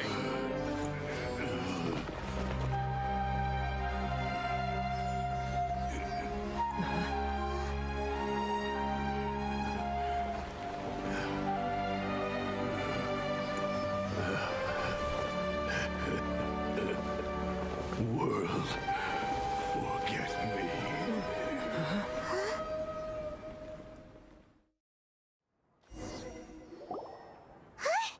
What in Tibet just happened? It's like that big guy suddenly lost his mind. It looks like he used the divine knowledge capsule. You mean the divine knowledge capsule did that to him? Oh, yeah. You mean how some researchers go insane after getting knowledge from Irminsul? I've heard of numerous incidents of researchers in Satyavada life going insane. The state that man is now in suggests that this is a similar situation. This divine knowledge capsule does appear to be linked to the gods, but beyond that, it doesn't seem anything like the rumors suggest. Possessing it doesn't grant you divine wisdom or power. Did you hear what he said? World, forget me. What could that possibly mean?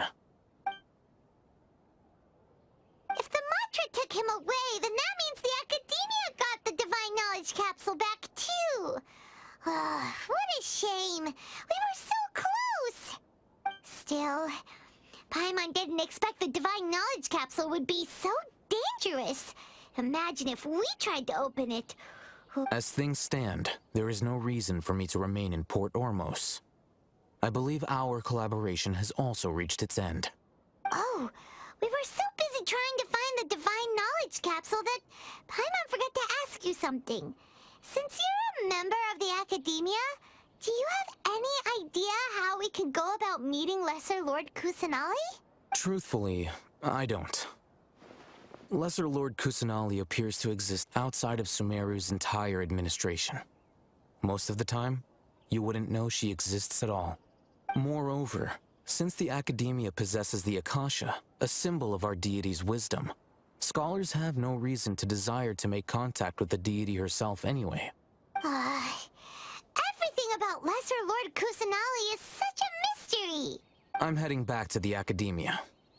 How about you two?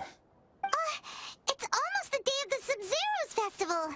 Maybe we should head back too. We've been rushed off our feet over the past few days, so maybe a little rest and relaxation will do us good.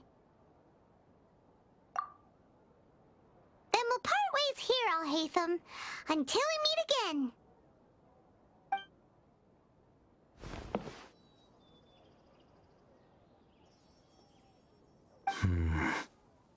Now, do I deal with this thing first? Or should I produce the report that the higher-ups require?